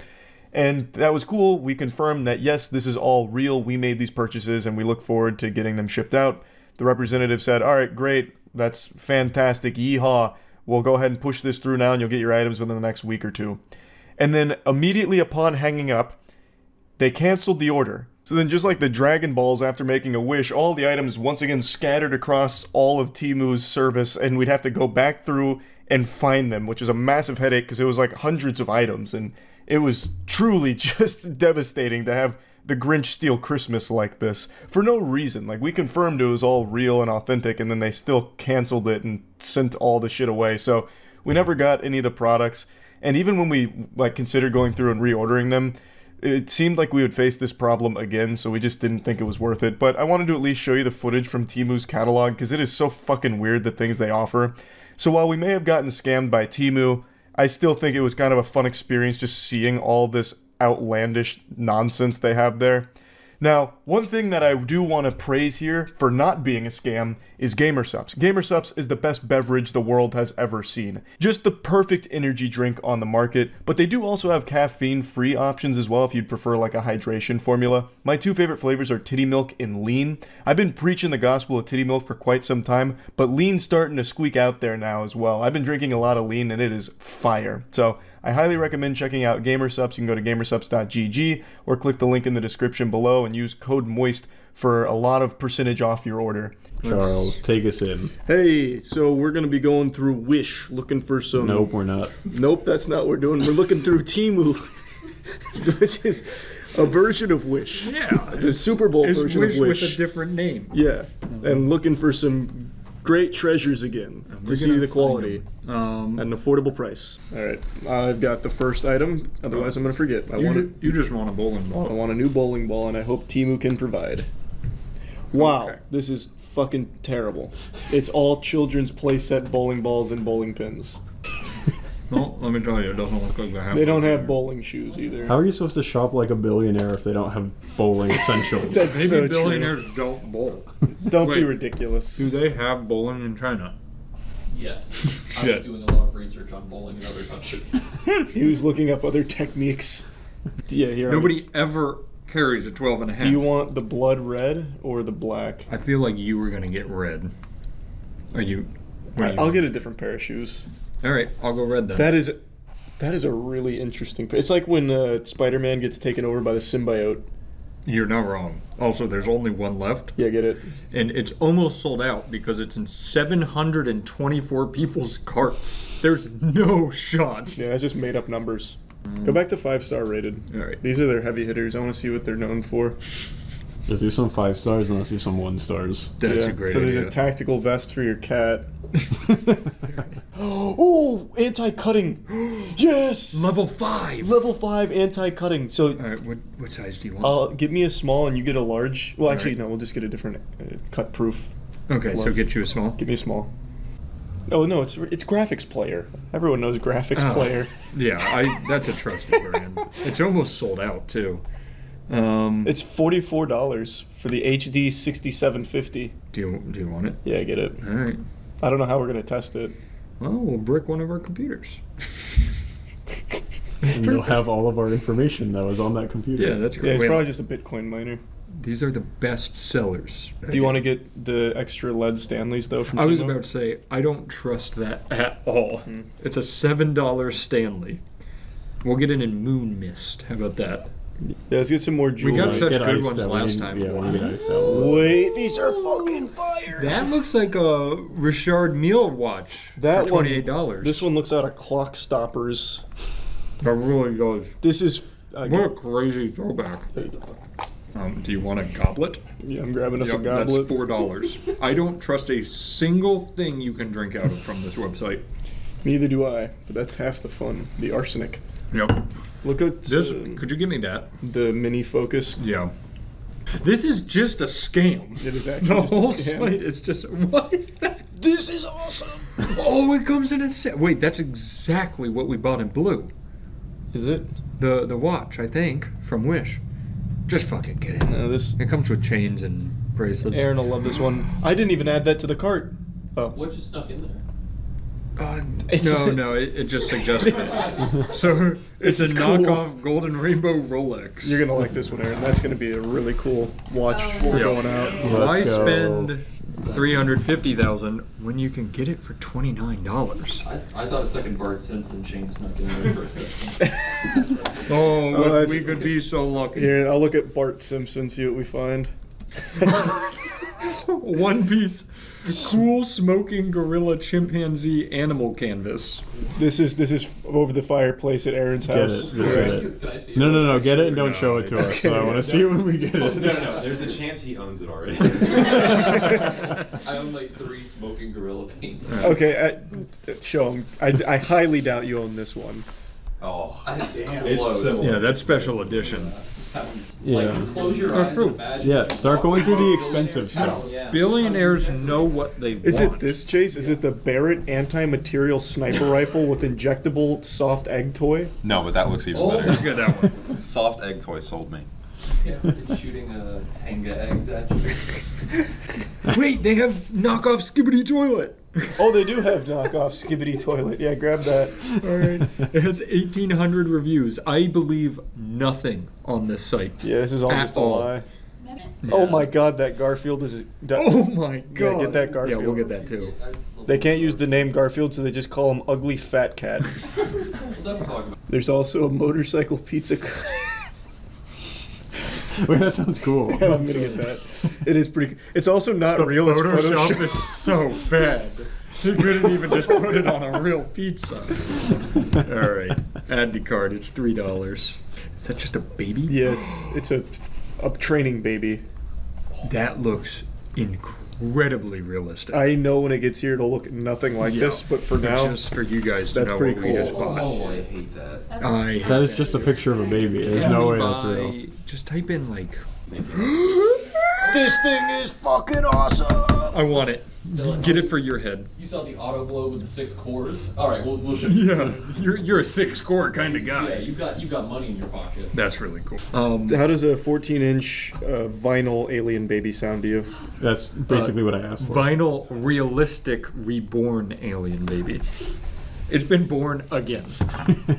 If you don't want it, my dad will probably like it. Wait, your dad will love that. I'll take All right, it. let me see for Danny. Yeah, we'll just have Danny's room be outfitted in alien gear. This is.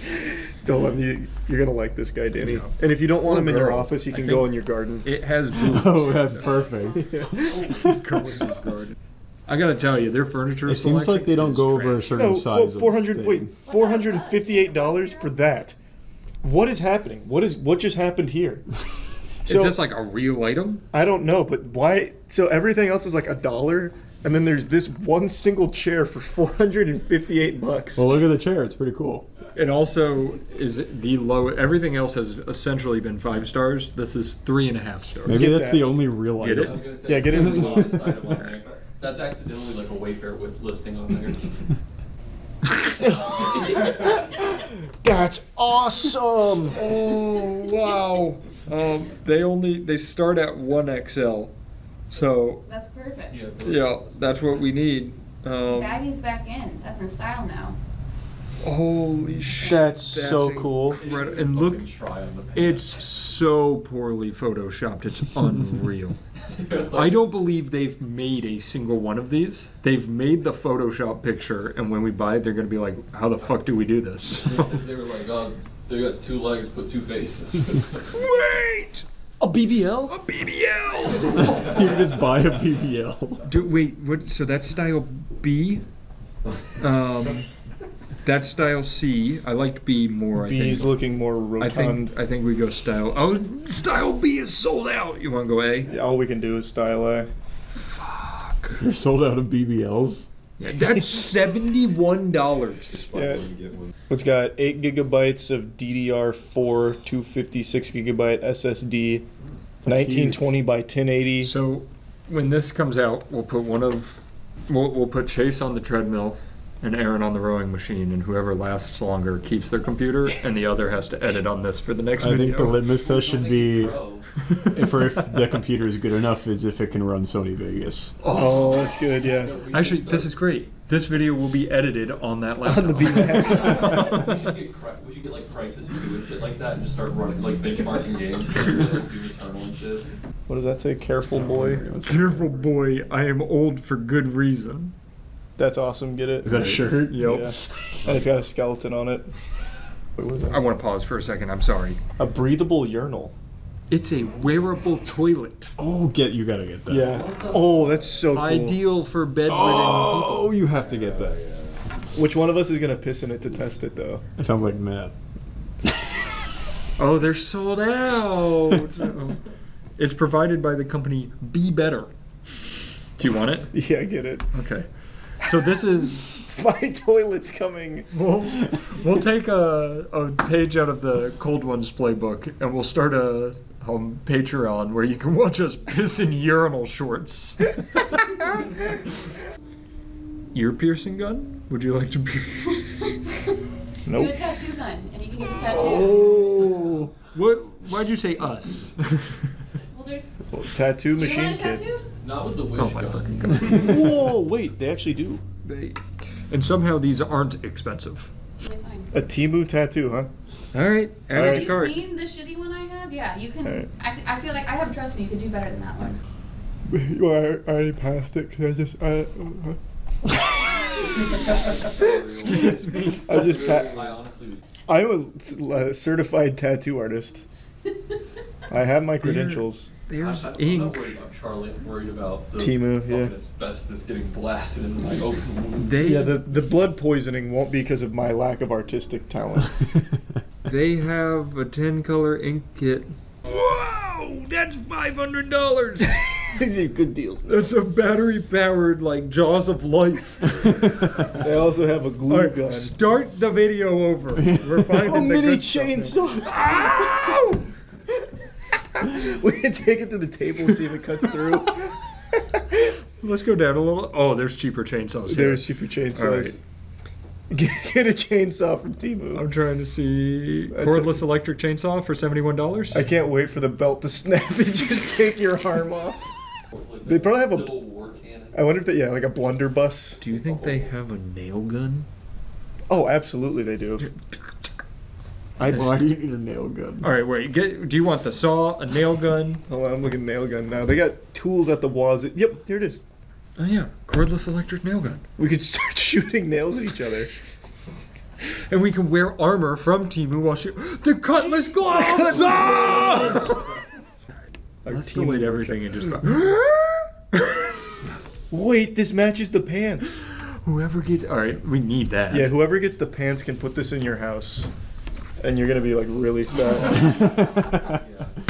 The pillow. The pillow's nice. The pillow says sticking out your gyat for the Rizzler.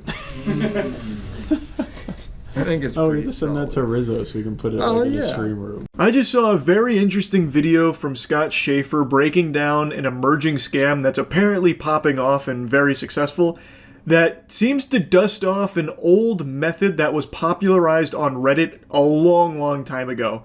In the early days of Reddit, where updoots were the most sought-after currency since Bitcoin, the citizens of Reddit, the Narwhal Baconers at Midnight, came up with a strategy to farm these coveted updoots that everyone was chasing like the Fountain of Youth. In a nutshell, the strategy was take an image or a video from some unrelated person, usually like an older person or someone in a hospital, and then drum up a sob story like, this is, old Peepaw Cletus. I loved him for so long. Yesterday he passed away, but his final wish was that this photo of him giving me a thumbs up reaches 50k karma and breaks the r/gaming super record. Can we make his last wish happen, guys?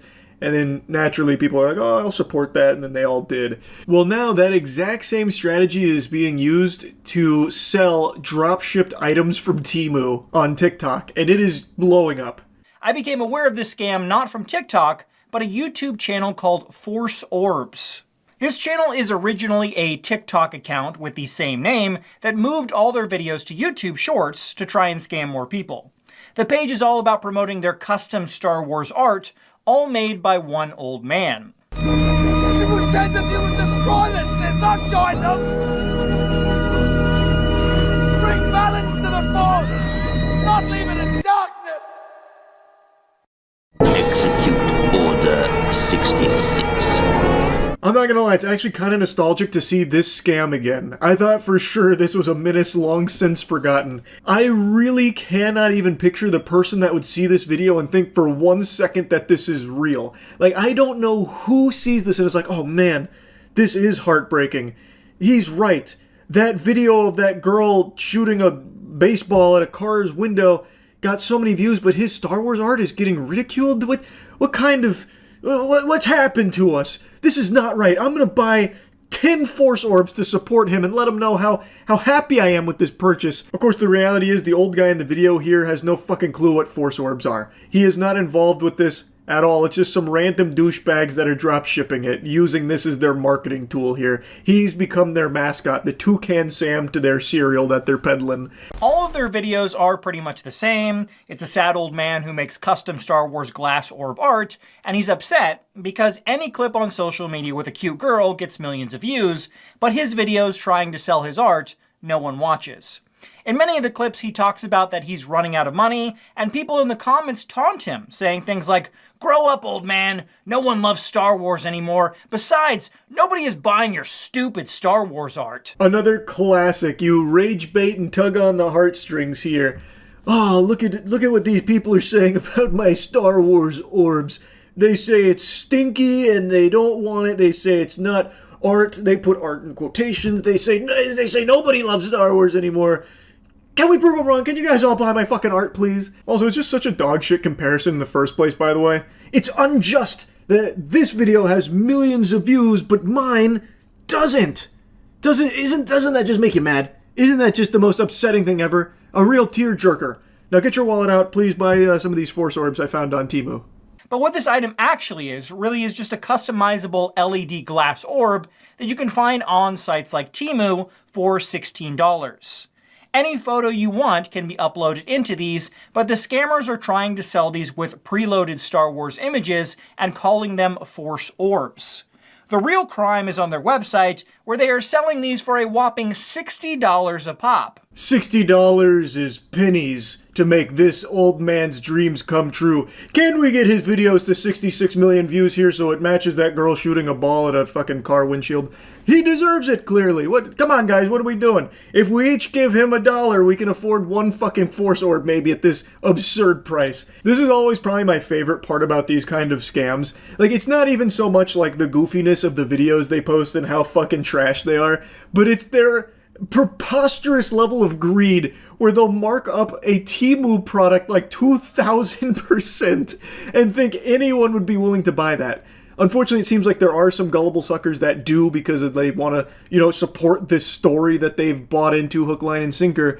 But, it should be just so obvious that this is fishy. I cannot picture the person that sees this and is like, oh, I'm getting my credit card out. $60 for a Force Orb, it's a little steep, but it's made with love and care. I could tell, because the TikTok video said so.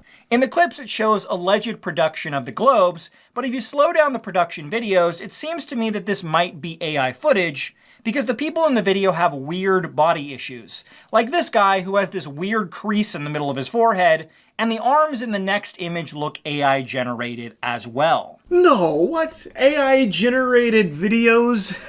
As if. No such thing, not on TikTok. They wouldn't be using AI to show the production. That's all legitimate. The worker there with the wacky forehead, well, that's old Quirky Brows Joe. I mean, everyone knows that guy's got that weird shit in there like an accordion. It's part of his identity. He's a zany character around the office that works with our favorite old guy at Force Orbs. Come on, don't be ridiculous. AI footage. My left shoe. One thing that isn't AI, though, is the sad old man who shows up in every video who claims to be making all these orbs. With a reverse image search, I was able to find where this footage originally comes from, and it's from a TikTok account called TedDog13. TedDog has nothing to do with the Force Orb scam, and he seems to be a nice old man who created his TikTok account to help him make new friends online. This is TedDog13. I want to thank you all for allowing me to make these videos. He seems like a sweetheart. And like I said, this isn't anything new. This has been a scam that's existed for a while, but it kind of petered out and wasn't really popular for a while.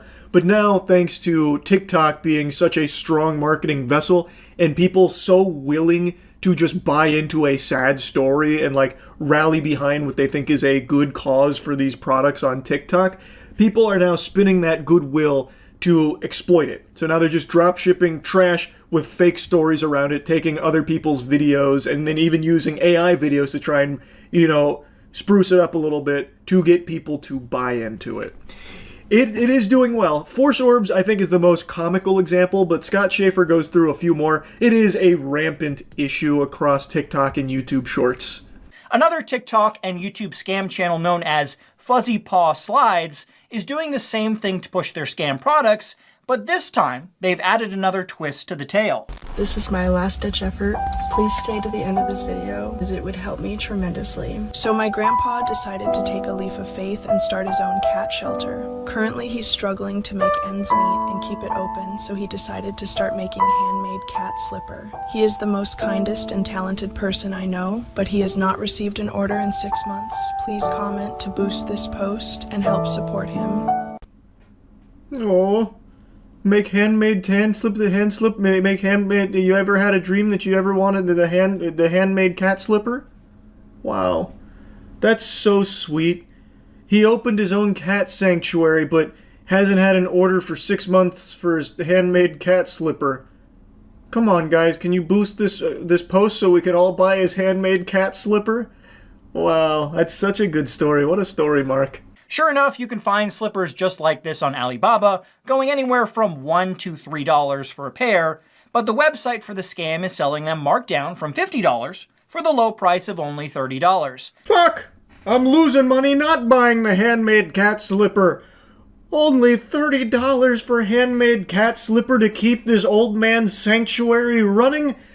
Oh my god, the blood of those cats is gonna be on my hands if I don't support him. No! Talk about a great deal. What truly is disgusting is they have a donate button, so you can help out their fake cat shelter that doesn't actually exist. No sarcasm on this one. That is just straight up outrageous.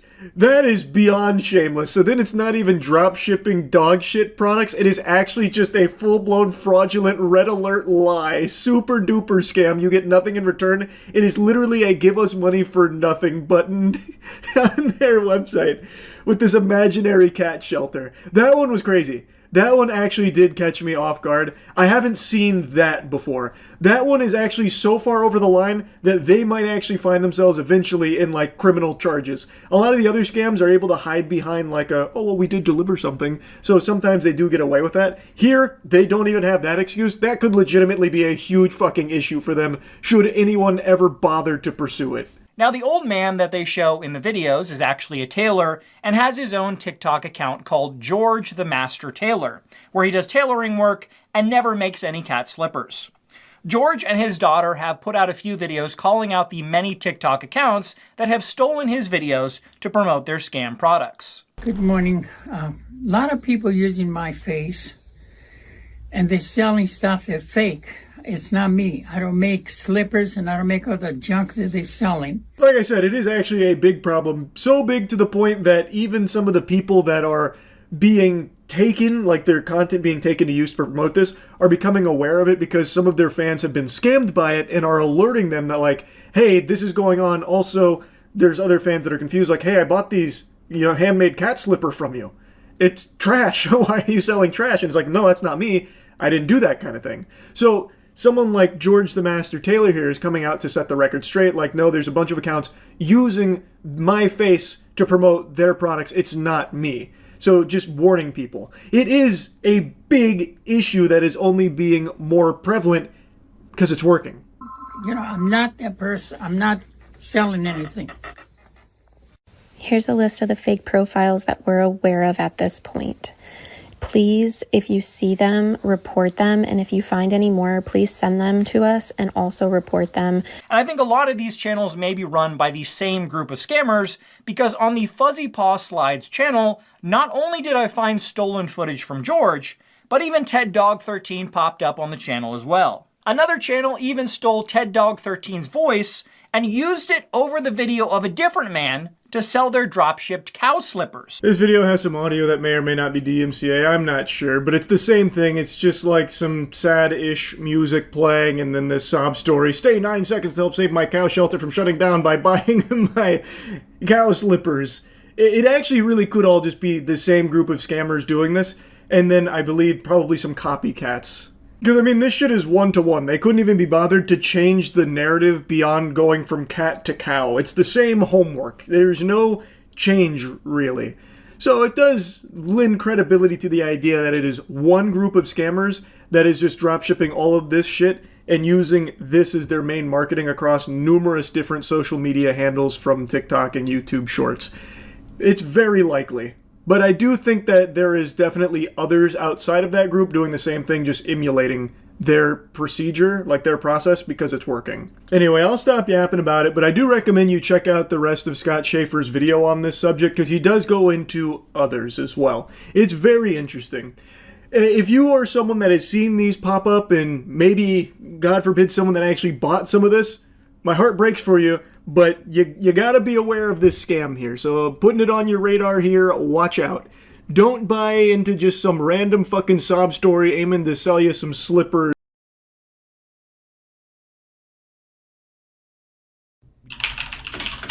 Oh, actually before that, I forgot to look at this.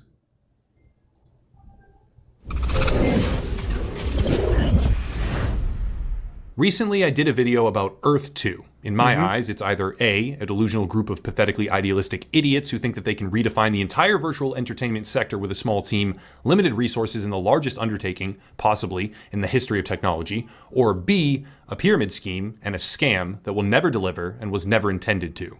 Take your pick, it's still a bad one. I think it's the first one. Well, that video caused a lot of anger and a...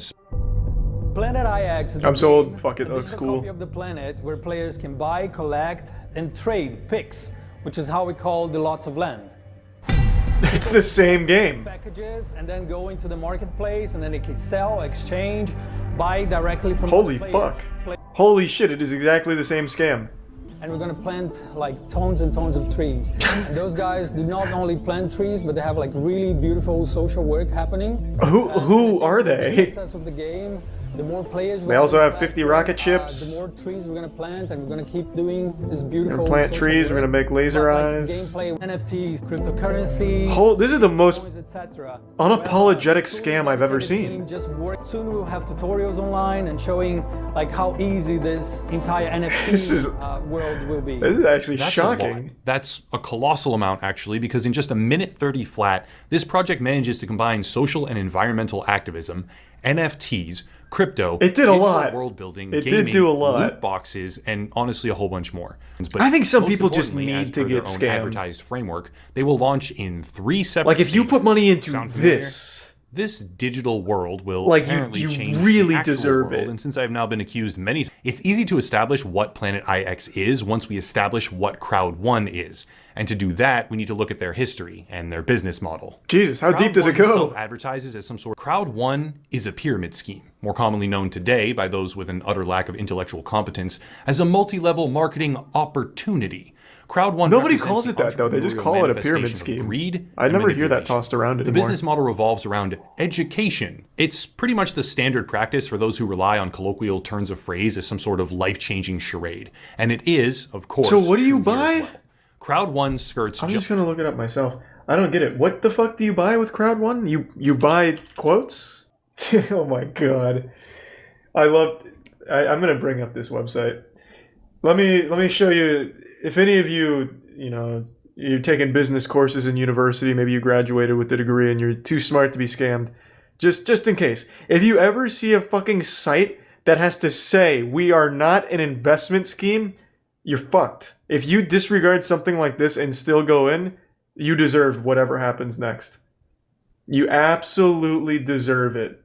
Within the very first paragraph of this website, it immediately gives you the biggest possible red flag. Literally, we aren't a scam. Trust us. But yeah, this looks like an absolute dog shit idea. And I still don't even get what it does. Like, I don't know what you're...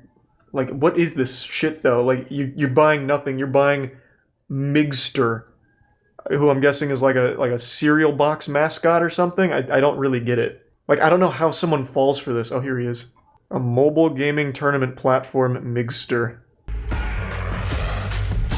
So you're paying for 12 months to a furry fan site?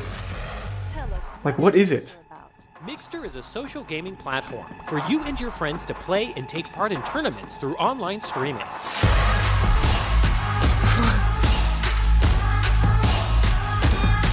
They did not.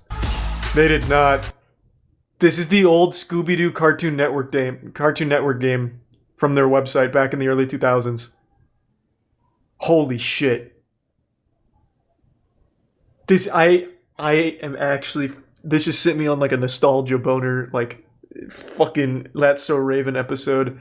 I used to play all of those Cartoon Network games. All of them. The Dexter's Lab ones where you're making like a maze for chickens to die in. The Scooby-Doo one, Samurai Jack had a good one. Teen Titans, oh my god. Why is this being advertised in a 2021 product? Stream your favorite games!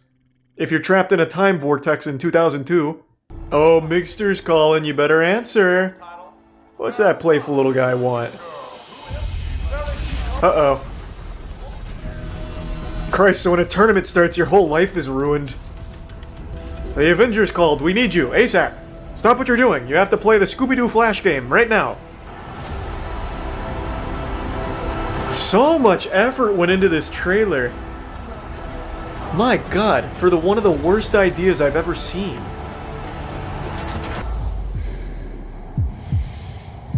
I feel like I'm getting a whole movie's experience worth right now.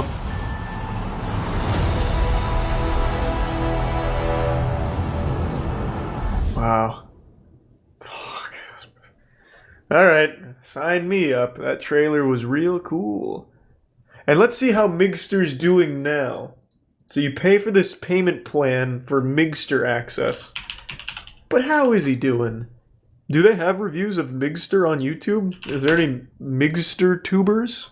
Do you play any games? Here we go. 1,000 credits.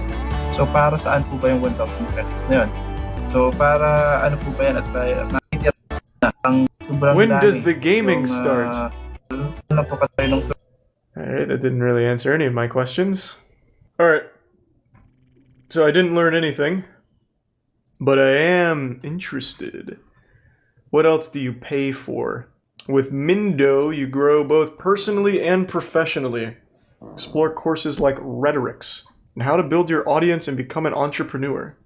Travel benefits. With Life Trends, you get great discounts at hotels, travel, and cruises. I don't understand. With what? Hey, excuse me, I'd like to stay at this hotel. I have 15 Life Trends coins from Crowd 1. What do you mean, get out? Man, this is crazy. So this is it? This is all of Crowd 1? You just pay for subscriptions to these awful services? What is so me? I'm so confused. Like, I don't even get the differences in the packages, man. Like, this is blowing my fucking mind that anyone puts money into this. So at $300, you get access to all of their garbage. And for $800, you get access to all of their garbage at the exact same lengths with a little extra Life Trend money coins. But then you get something called lifetime membership to Link Me, which doesn't seem to be like a service anywhere on here. Oh, here it is. Never lose a link again. So you get access to a notepad to save your links. And then for $3,000, you get So Me as well. I don't understand. The world is a social one, but it's hard to keep track of all of the different platforms. So what? You get a platform that tells you Twitter, Reddit, Facebook, and then you just click on those? So you get the access to bookmarks? I don't like, what does this mean? This is baffling, man. People are so dumb. Like, god damn. But Emerge Gaming has, quote, no idea what the motivations of its 150,000 subscriber user base really are, What? which is a direct result of their partnership with Crowd1 because its platform is used as an affiliate marketing scam to lure in vulnerable people and is quite literally damaging to their image as a publicly traded company. True, I definitely Crowd1 thought is less of them. recognized by numerous 150,000 subscribers to it. audacious scam. Emerge Gaming is also accused of not conducting their due diligence when they accepted over $8 million from Crowd1, and the list will go on and on. Well, that's a good chunk of change. If you're Here's where I gonna have to- fuck your product, you might as well do it for 8 million. I'm going to create a service. Doesn't exist. I'm just gonna make a cute mascot, and I'm just gonna like stealth launch a service like a website somewhere, and just say, you know, like a subscription model, dumb tiers. And I'm just gonna see how many people just give money to something that just doesn't promise anything and just doesn't exist. I'm gonna fill the description, like make a real website filled with just buzzwords on buzzwords, but never actually say that there's going to be anything there, so I don't have to worry about fraud. It's literally just going to be a thing that people can put money into, and I'll just see how many people do it. Like, I cannot believe... Like, this one, Earth 2, okay, FOMO, right? People don't want to miss out, and Earth 2 promises, like, hey, if you buy this fucking tile on a grid, it might be worth something. You know, but this promises nothing. Absolutely nothing. And I'm on their Twitter right now. They say they have 1 million Migster subscribers, and I promise you that's a lie. And then there's one guy commented on this saying this is amazing and unbelievable. He misspelled unbelievable. Crazy. I don't doubt 150,000 subscribers though. I actually don't doubt it. To go rapid Just making fire me because upset. the explanation would derail into an hour or more at least of links and affiliations. It's believable because it's not a scam. I can't tell if that's sarcastic or not. Please, I need to hear... For the love of God, tell me you're making a sarcastic comment, Baskin. I'll wait. We need to sit you down and, like, take away your access to spending money. Everyone in chat is on Migster. You're behind. Fuck! I'm gonna have to start streaming on Migster. Fuck! Yeah, what was I thinking?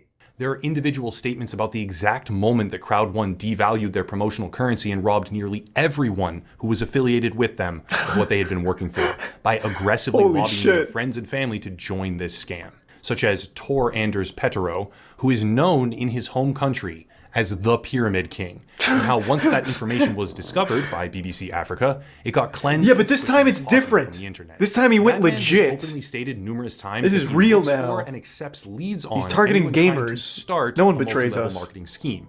Planet IX hasn't actually launched yet. It hasn't sucked tens of millions of dollars out of the pockets of Oh, but it people will. sold on a dream that doesn't exist. It to enrich a fucking few will. criminals at the top of the pyramid. Actually, maybe it has. It is, after all, marketing to a user base in the tens of millions under the global network that is Crowd1. But it's still in a phase where some people might be susceptible, and it's beginning to ramp. Oh no, Selfa. It's a wonderful thing being a member. No, oh, come on now. An ultimate ending that isn't a total investor wipeout based on the methodology and business I gotta practices hand it of to the its team parent though. company, They've been Crowd1. pyramid But when scheming for reality calls, years. it will be harsh. And they keep I wouldn't doing be it surprised successfully. At all if they take this particular video down or DMCA something or One of the send a guys is slap literally suit, called the king I of don't really pyramid care schemes, because and he it still needs to be makes said. another one. I Just see fine. it everywhere. Humanize it that if this entire thing falls apart, it's going to impact a lot of innocent people, not just the scammers who are stealing most of the money at the top. So it's a really complex problem. That was good. I actually cannot believe this shit. Like, oh my god. I just don't understand. I don't get the perspective. Like, how does someone go to that website that I just showed you and read anything on there and be like, yep, probably safe? And if you do even a second of research and find out that the entire team behind it is known pyramid scam artists, like, I just don't know. Like, I just can't wrap my head around that thought process. Like we learned a couple weeks ago, most of the people who get scammed are like well-off, wealthier people. And I don't know how the fuck that happens. Maybe they don't read it, then why put any money into it? Because like, unlike a crypto where you could just like fucking go wild and put something into dog shit and get rug pulled or whatever, this is you're putting money into something that claims it's a streaming service or like an education platform. So wouldn't you at least want to see that? It's fucking crazy. In the UK right now, there's a product that's more valuable than gold that people are going absolutely wild and wacky over. It's Prime, which is the drink from KSI and Logan Paul. It's being treated like a holy elixir that's understocked and absolutely making people ravenous to get their hands on it. The Prime panic is sweeping the UK, and there will be no survivors. It's like the blood of Christ has been bottled and people can't help but just go fight for it. And it's not because of the taste that's led to this situation, it's because it's become something of a status symbol. Having it makes you cool if you're very young. And if you're very old, having it means you can charge a huge markup for it and scam those kids that are desperate for the attention that it brings online. So there's been a lot of videos of people fighting each other for it. I'll show you a couple of clips.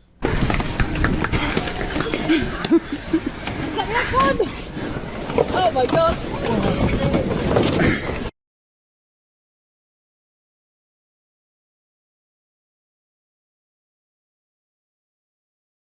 People getting in there, throwing hands, boxing each other out like it's basketball, getting ready for a rebound, all just to get their hands on some Prime.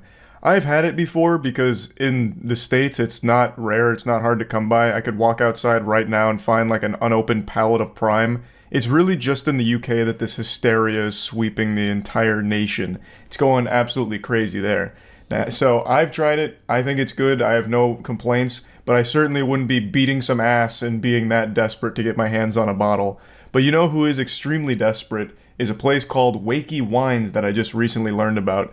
Their entire business right now revolves around reselling Prime at a huge price increase, all the way up to £100 for a single can or bottle of Prime.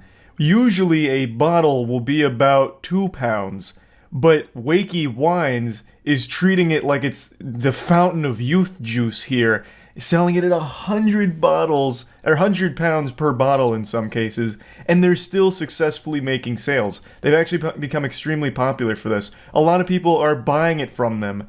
That's how outrageous this whole thing is. Now I want to show you a great video that breaks it all down. This comes from a channel named Fat Memer, and I learned everything there is to learn about Wakey Wines here. You hear the Wakey Wines people made their own drink. What's special about Wakey Wines? They price gouge everything they sell. How are they successful then? Oh, here's a whole thing on it. Let me see.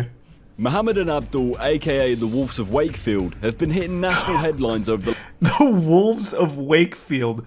I don't know anything about these guys. They seem like some real goofballs.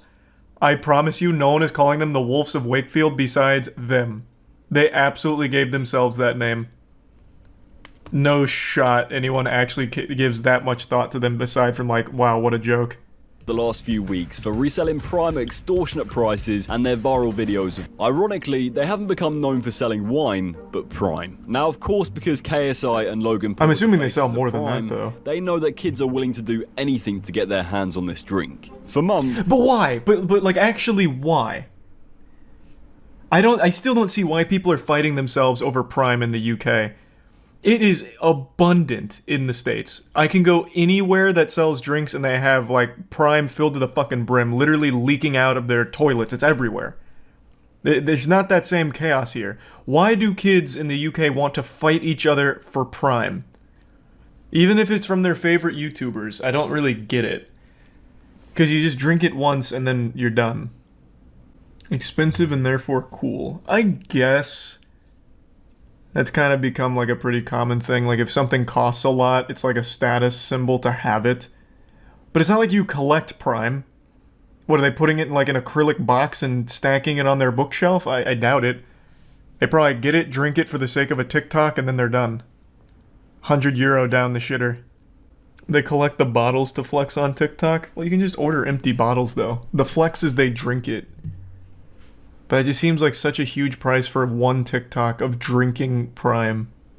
with fluctuating prices between £15 and £30 for the standard Prime drink, and prices now reaching an eye-watering £100 a can for the brand new Prime Energy cans. Wakey Wines have taken I see. Okay, so the energy's an increased premium because it's newer. I'm assuming it's even more understocked.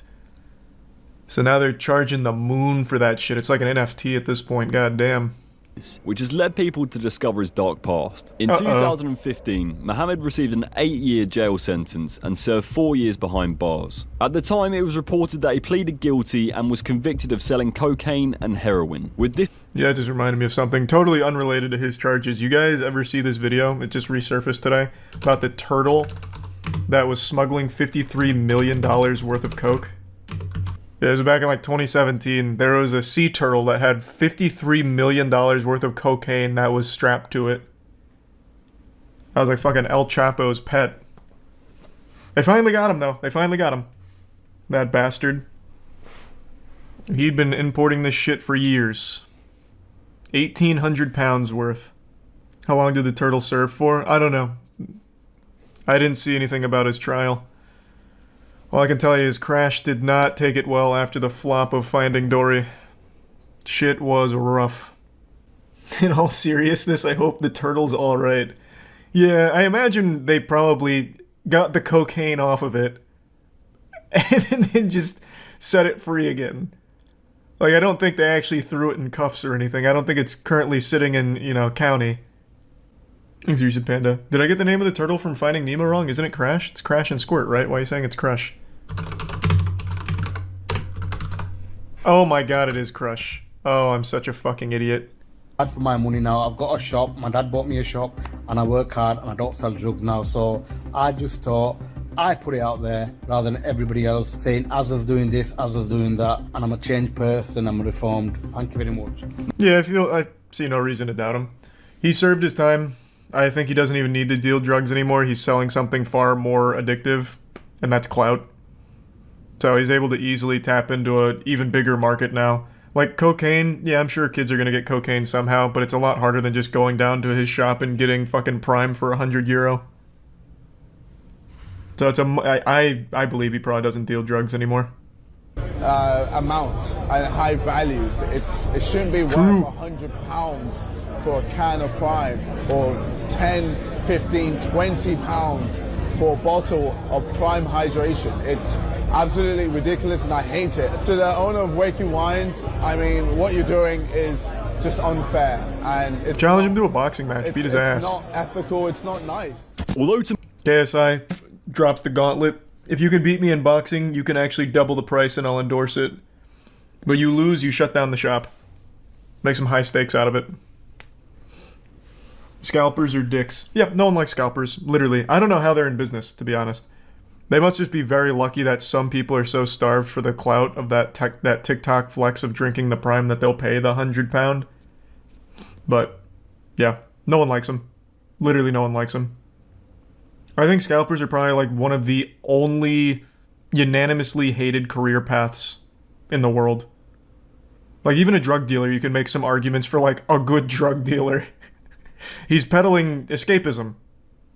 Well, he's doing it because he has to feed his family at home. With a scalper, no one's making those arguments.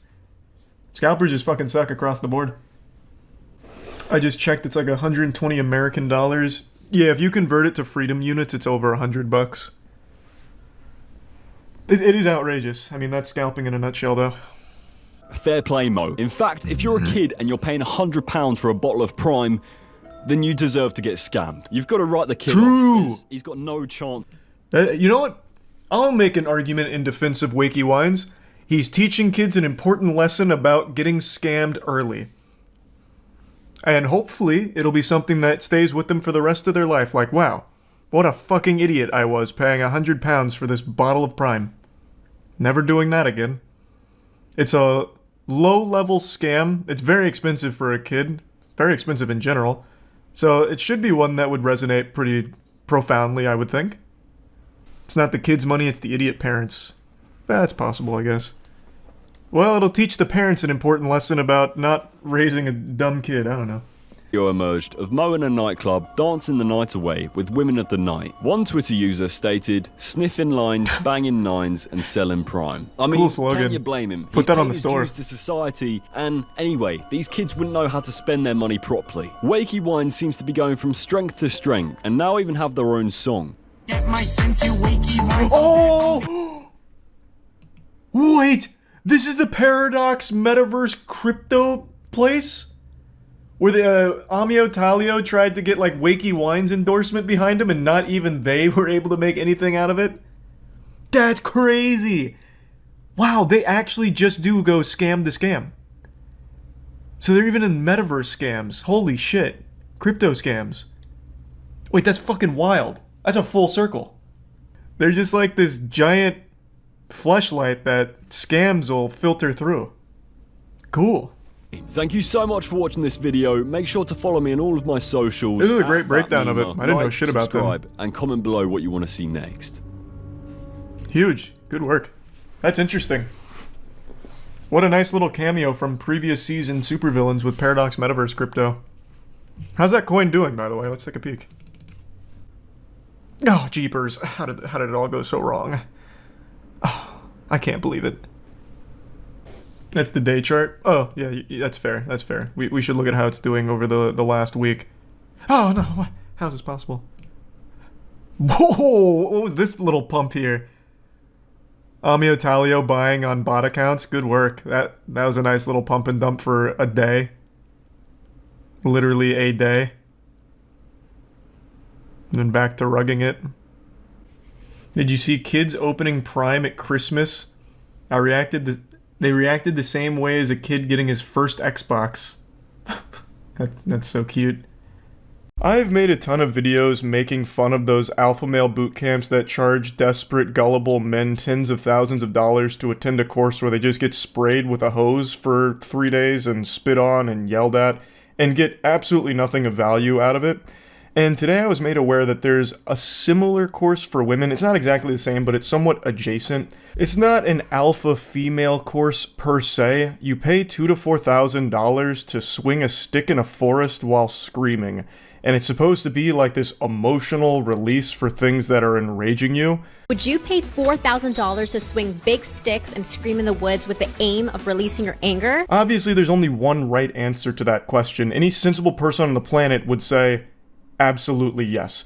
It's more than worth it to go pay $2,000 to $4,000 to swing a fucking stick. Sign me up. I'm ready. That's something I can't do for free. Where am I gonna find a stick? It is imperative that we allow ourselves safe spaces to release this fiery, hot emotion from within us. So it's called the Rage Ritual Retreat. If you want a healthy way of releasing all of your anger just to scream, shout, let it all out, solo queue and Rainbow Six Siege. I guarantee after your second game you won't have a voice left because you'd be too busy yelling at your fucking teammates who are lobotomites. Now, dropping the sarcasm, this is just a blatant scam. Charging people up to $4,000 to swing a stick while yelling? I couldn't imagine a worse use of your money. You would get more value out of using $4,000 as toilet paper. I would actually say that is a better use of those dollar bills as opposed to spending them on this con artist. Like, there's not even an overhead cost here. It's like genius from the scammer's perspective. All you do is just go into a forest and give them sticks and tell them to yell. One of their big selling points, at least from what I can tell, is that this is a safe space to do it in, a controlled environment where there's going to be no judgment and no one's going to hear you.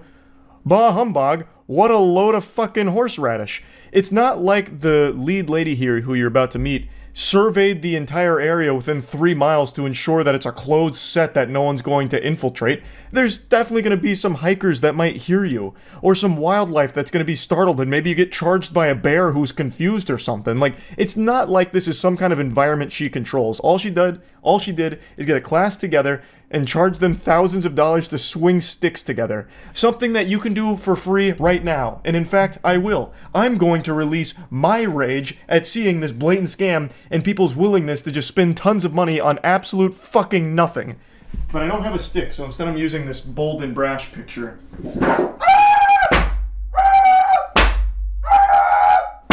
And the founder's name is Mia, and she describes herself as a spiritual fairy godmother and is known online as Mia Magic. You're gonna need big sticks. Right now I feel angry, right now I feel frustrated. Everything, whatever you're feeling, let it out, express yourself. Basically paying thousands of dollars for a guided anti-meditation class. So you visualize something you don't like. So for me, I've got a big mental image of James Corden. Grr, I'm gritting my teeth. I gotta let all this anger out. Where's my stick? And then spiritual fairy godmother gives you permission to start yelling while hitting the ground with a stick till your arms give out. It's an actual caveman course. The lady behind it is a self-proclaimed mystic whose supernatural ability is getting middle-aged women to empty their piggy banks for her. And her rage ritual she describes as, when people do this and give themselves permission to release their anger, their capacity for joy actually expands. Which is a bunch of fucking mumbo jumbo. Like, this gobbledygook is something you see in every angle of these scams. Like, alpha male boot camps do the same thing. Right now you're a broken man and only we can fix you because we're gonna give you the capacity for success. So give us $18,000 so we can stick this hose up your ass. They're able to feel more happiness and pleasure, and they go home to their families with more gratitude and ease and peace. That's like the same goofy logic in the Purge movies. Alright, we're gonna make murder legal for one day so that way you can get it all out of your system and you won't want to murder anyone else for the entire 364 other days. This is like that same thought process. Alright, we're gonna go to the rage retreat for a little while and you can scream a lot while swinging a stick, so when you go home you're gonna be so much more peaceful and you won't have any rage left and you won't get angry again. As I've said in some of the alpha male courses where they have you scream into the instructor's bosom, literally just motorboating a dude's chest while screaming, I have said that it is definitely relieving to yell. Just have this big emotional dump. Ah! It feels great sometimes just to let it all out. I get it. And you know what the beauty of that is? It's free. You shouldn't be paying thousands of fucking dollars to do that. You can do it now. And I guess I should mention that she does have another more financially viable option where it's a one-day ticket at $222 per person. Now, just to put that in perspective, for 222 clams, you can just go to a fucking smash room right now, get yourself a sledgehammer or a baseball bat or your medieval weapon of choice, and just start breaking shit while yelling and screaming. That is like a full body release. It's very emotional if you want it to be, I guess. It's significantly cheaper, you're not getting scammed, and you get to have fun with it. Why not just do a smash room? Like, this has no advantages at all except you go into a forest for it, which doesn't do anything. And it's not even like she's trying to sell it as that, like, oh, it improves your connection to nature through like this, chakra realignment with the Earth's magnetic crust. Like, she's not even trying any of those weird angles that we see a lot. She is literally just saying, hey, come swing a stick and yell. Well, then let me cosplay as your financial advisor real quick. Save yourself the doubloons and go to a smash room right now if you think this is something that's going to help you feel better and like let off some steam. Go to a smash room, save yourselves a lot of money, and bust up a car, destroy a toaster, fucking, I don't know, blast an old kitchen sink, whatever they have there, and start yelling and screaming, get real primal and guttural with it. Like, there is no reason anyone should be paying thousands of dollars or even the couple hundred dollars to do this rage retreat. It's just a scam. Now, participants are encouraged to scream, to think of people and experiences that have wronged them, and swing big sticks for up to 20 minutes or until they can no longer move their arms as a way to release their emotions. This is a place where we get to go full out without any feeling of restriction. Hey, it's me, Charles, again, your spiritual Gary Godfather, your spiritual fairy godfather here. Just go to a smash room instead. You don't have to pay me for this advice here. Wish granted. You want to blow off some steam and scream and swing a stick? Go to a smash room. It's not nearly as much money as this. Okay, fairy godfather out. Poof. Who has made me angry? Who has hurt me? Who has broken me? Who has cut me down? Now, the rage rituals go down in the forest so that they don't have to worry about bothering people nearby. And if you're thinking of joining a rage ritual, the packages range from $2,000 to $4,000. And you know people online are sharing their thoughts on this creative therapeutic outlet. One user said, where is this? Asking for a friend. This has nothing to do with the rage ritual anymore, but the video that I was linked here, I just find it very interesting, the comments they pick out. So that one right there, that has no updates at all. that seems like a comment production might have left there just to seed something in here that's positive. Somehow they only found positive comments when I know people would be clowning on this. 100%. I know for a fact they are because I looked at other uploads and most of the comments are laughing at it. Yet somehow they found the only 3 positive comments buried deep within there. I just thought that was kind of interesting to point out. And this user said, I want in, while this user said, I wish women would just take their rage out on the people that are enraging them. These rituals are like a bandage for a bleeding wound. Now, Mia Magic said the next retreat will be in August and the location will be in France. So BG Squad, how do you feel about this rage ritual? And are you thinking of going to one too? Share your thoughts in the comments. I hope you don't mind if I share my thoughts in this video. I will not be attending. And I encourage everybody else to do the same. Please stop paying thousands of dollars for things you can do yourself for free.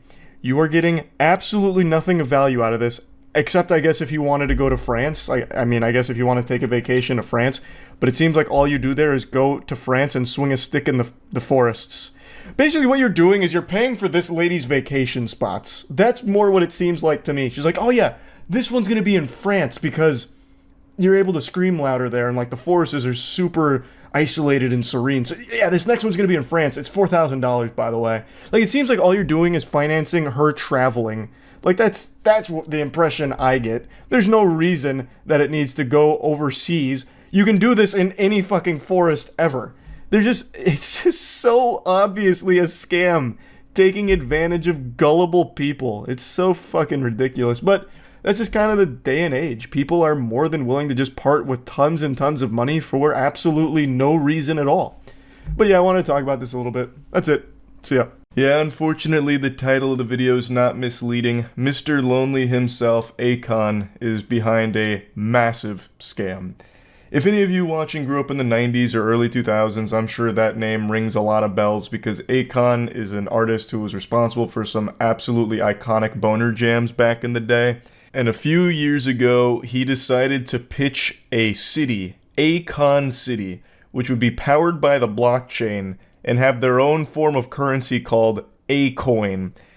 And I've got to tell you, the design documents here, the blueprints, the renders of what Akon City could look like are so outrageous it almost makes the Willy Wonka experience look like a good idea. I feel like everyone who takes even a glance at the proposed Akon City documents will immediately write it off as being impossible and just a load of baloney.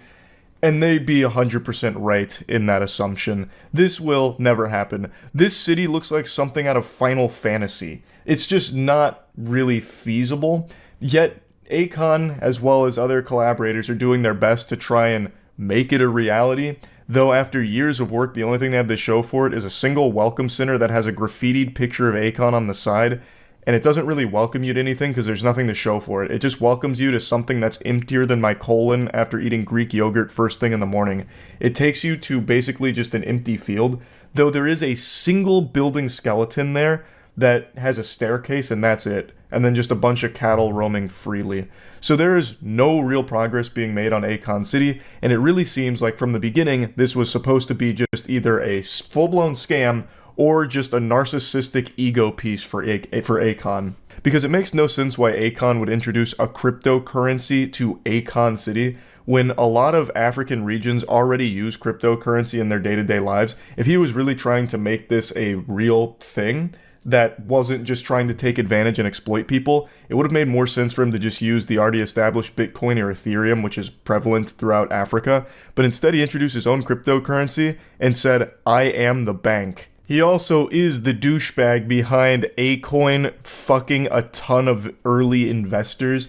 So they actually did sell Acoin, and a lot of people bought into it, and then it immediately collapsed. It went from 132% gain to a 60% loss, and then started offering refunds. And all these investors, when trying to get their refund, basically just got cold-shouldered and never got their refunds for this. They basically just got rugged like everyone else with the crypto boom a few years ago. But anyway, I recommend checking out Patrick Cece's video for an in-depth look at a lot of what went on behind the scenes at Akon City and Akon himself here. I want to show you what Akon City was supposed to look like and how fucking stupid this entire project seems just from like an outside perspective. It really looks like an impossible to complete task that somehow Akon promised would be done by 2024, and yet all they have right now is like a bare bones welcome center and like a single like skeleton of another building. That's about as bad as the Soulja Boy Game Boy. Okay, show a little respect for the Soulja console. Also, Akon's City is so much worse than just releasing a fraudulent game console. It is disgusting to compare the two. Akon's City is like the most egregious, over-the-top scam. Like, it's so much worse. Akon actually has a video showcasing it. Look up, this is Akon City. I don't think I ever saw this. I only ever read about Akon City. So here's the entertainment district. What are these? These aren't even buildings. This looks like when you go into Roller Coaster Tycoon and fuck up the terrain. Well, who's your architect? This is what it looks like when you like actually trip acid for the first time. It's even bad CG. Yeah. It's melted. Yeah, I guess their chief architect is Salvador Dali. Brought him back with the Akon City in-house necromancer. The Tech District? What does this mean? Tech 003421? What tech what? What is the tech? What are they doing here? Lex Luthor live here or something? What does this mean? What does it mean? Butt Plug City. Yeah, I mean, not wrong. This all does look like something you'd find on Bad Dragon. Health and safety. Wait. Hold on. Oh wait, it's this building. I thought he just reused Tech 001 here for the health and safety building, but it's this building. They're just side by side. Yeah. This is the police station here. They inhabit this pack of hot dogs. Here's the fire department, which is conveniently placed in the worst possible position for them to get anywhere, because they're going to have to navigate this minefield, this fucking labyrinth. Good luck having a quick response time from the firefighters. Unspecified office building, I guess. Residential building. General hospital. Outpatient clinic. This is another residential building. Just this coral. Game name? Oh, no, this is a city. This is a Akon City in real life. Apparently they actually did build a building, though, so I'm gonna have to check that out. I never saw this video go up for it. Education District, this is Education 1, Education 2, Education 3, so I'm guessing this is pre-K, kindergarten, middle school, high school, and then everyone parks here in this teardrop, and then another residential building. Osmosis Jones type landscape. Bro modeled the city from the mitochondria. Yeah, true. So here's the Scenewood district. Oh, here, Akon Tower. He's even got his own, like, Avengers building. So this is where Akon lives, and only Akon. Wait, wasn't this in the Tech District? Isn't this building already occupied by Tech? Am I misremembering the layout? It might be too sophisticated for my tiny little reptile brain, but I'm pretty sure that was one of the Tech buildings. Oh no, it's right here. It's right above Tech 4. Then a bunch of filming studios, more residential buildings, some more office buildings, and this random media tower, I guess. Looks like a cactus theme park. Yeah. Convenient location. All of this looks like Hitachi wands. It looks less like butt plugs, and it legitimately looks like the things you'd see in porn. Those, like, really, ribby wands. Looks like Cryptoland 2.0. Well, apparently it's powered by the blockchain, so it kind of is Cryptoland 2.0. I have to imagine whoever put this presentation together was actually laughing so hard as they charged Akon an exorbitant amount for it. Yeah, I'll throw this piece of shit together for like, I don't know, like $3 million bucks. Done. Shake my hand. Looks like a pretty cool place to live. I don't know what I'm looking at here. It's just random JPEGs that are floating through on this building, but how could you not smile if you lived in a place like Akon City? Alright, let's see the current Akon City. Do we really need an explanation for why Akon City will never happen? I think we all know just by looking at the design blueprints there. Like, come on. Building has like futuristic curvatures outside. It definitely looks like something out of Wakanda, but only one building so far. Whoa, what was this? Wait, what? This is there right now. Also, you should probably have someone else come in and do the artwork on the side of your building. Why? That looks like extremely low poly. It's like a PS1 render of Akon. You could definitely find a better artist for that. In March 2022, Stevens asked a judge to freeze Akon's New York assets, claiming that without the measure, Akon would have difficulty repaying an alleged debt. Stevens' lawyer, Jeffrey Movitt, alleged in his affidavit that Akon City and Akon exhibited many of the trademark characteristics of a fraudulent business venture such as Ponzi schemes and pyramid schemes. Akon City was likely a scam. Akon denied the allegations about Akon City. The following month he paid $850K to settle part of the ongoing lawsuit. He said the motion to freeze his accounts has been made out of spite. I mean, likely a scam is very generous. It is 100% a scam. In every possible version of the word. It is official. That's the only thing they've built at Akon City. It's just a welcome center with his face on it. Well, why can't I... Does anyone ever pay a visit to the welcome center? I want to see it. Another day, another goofy crypto project to laugh at. Yesterday, I was finding tons of beautiful NFTs to make me sick to my stomach, such as the Adolf Hitler collection, where apparently Adolf Hitler's soul has been minted into the blockchain in a collection called the Adolfies, which is basically Bored Apes, but with Hitler. I'm guessing that project's really popping off. And then, of course, recently Troy Baker went on Twitter and publicly shot himself in the foot by announcing his own NFT project, saying, "You can hate or you can create." And collectively, he got hated. He got fucking ratioed straight to hell. He got banished to the Shadow Realm with a fat ratio. But neither of these projects are what we're talking about today. Today we're going to be looking at Cryptoland. I actually watched this on stream the other day. Before I enlighten you with the Cryptoland video, I wanted to clarify something. On stream before I watched this, I mentioned that I knew a very limited amount about Cryptoland, but I did mention a shitstorm that I saw on Twitter with Cryptoland in regards to kids. So I said that they allowed kids on their island, but apparently this wasn't exactly what they said, so I'll just show you the tweet.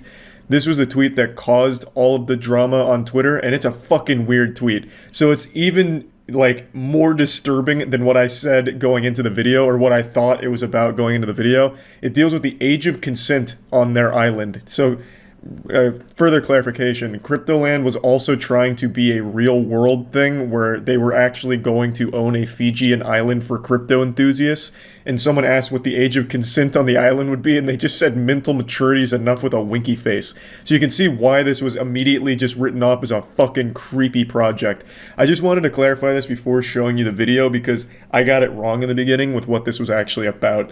And also, one other thing I learned is that Cryptoland has been DMCA striking people that shit talk their project. So if that does happen to this video, I will be fighting it legally, tooth and nail, and put as much money and time as I need to in order to combat that, because that is some outright bullshit. Cryptoland, I think, is what we're going to start with. Cryptoland is this new crypto scam or something. I don't know shit about it. The only reason I know this exists is because I saw an argument on Twitter where someone asked, who's allowed on Cryptoland? Are kids allowed? And they said anyone's allowed of mental maturity or something. So then everyone started calling Cryptoland Epstein Island. That's the only thing I know about this, and I know they had like a full-blown animated announcement that was really embarrassing. Hi, this is me, Christopher, a crypto degen with a crush for crypto kitties. I'm on my way to Cryptoland, the #1... That was pretty quick. After just giving a brief backstory of the only thing I know about it, saying they like kids on the island or whatever, he just talks about his obsession with crypto kitties. In 6 seconds. Wow. And when Connie, the founder, told me that visionary investors could own a piece of this unique island, and I did, I smashed bought one of the 60 exclusive parcels on the blockchain hills. That's how I became a king cryptolander. And there it is. Yeah. Let's go, Cryptoland. Connie? Christopher! Come here, buddy! Oh, Jesus Christ. Yeah, 50,000 blocks at least. Been waiting for you since. This is like one of those What old are you, a pending PC games that came in cereal Well, I guess I'm boxes. confirmed now. Welcome to Cryptoland, the hodlers of last resort. This must have cost them so much to make.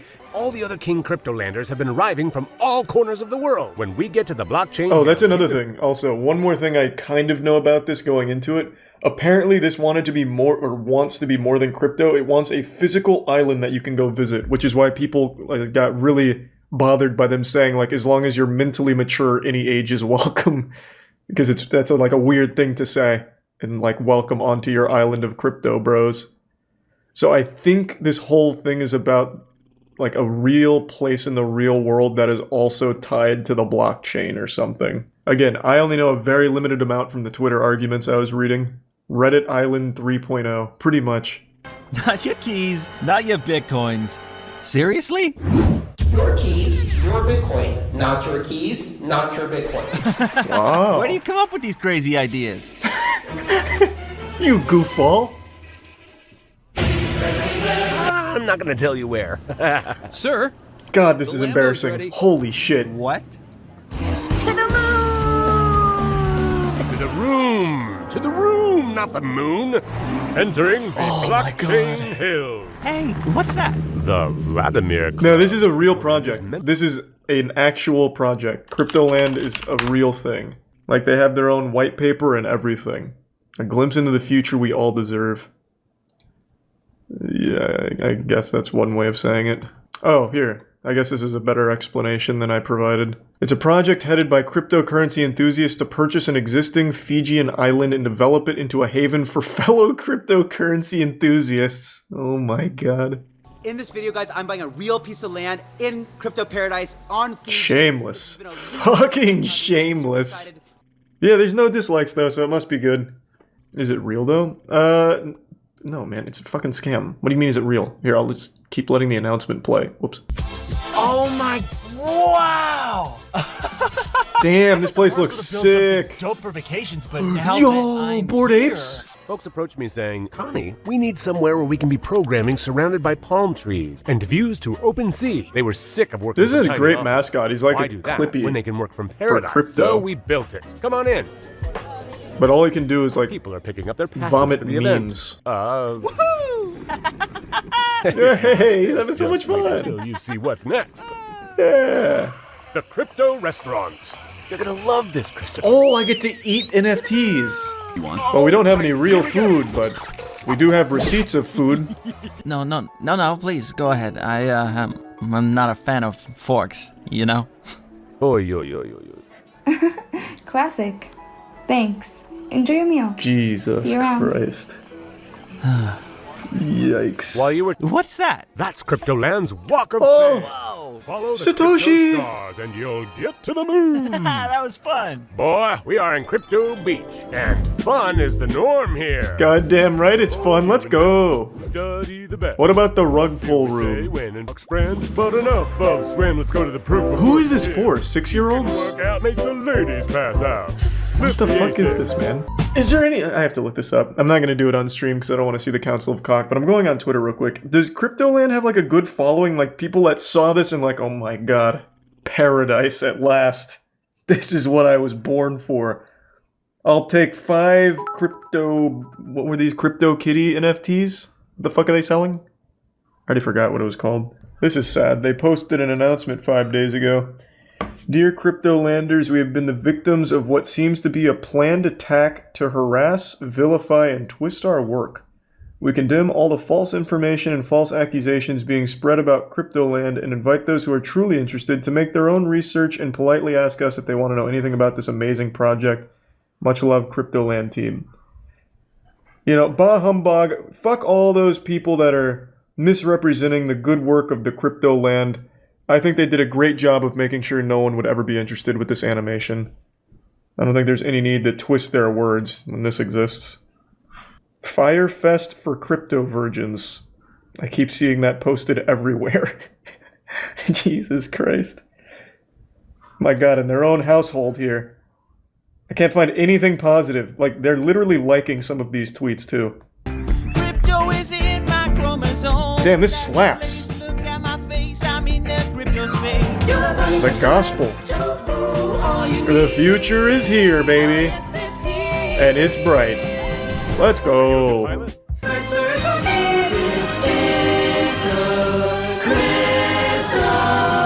Alright, I'm coming to Cryptoland, baby. That looks amazing. That looks good. I'm exhausted. I come from New York City, New York. Oh my god, even Crazy Frog's here? He's been minted into the blockchain? That's actually just gonna get me DMCA'd. See you all there. Hey, see you on Cryptoland.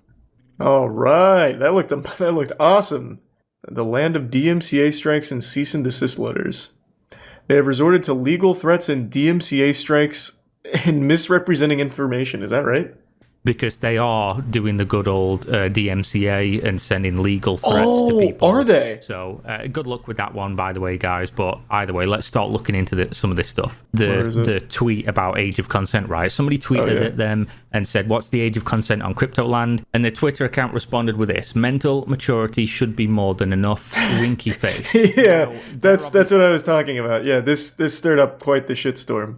Like just a normal question. You know?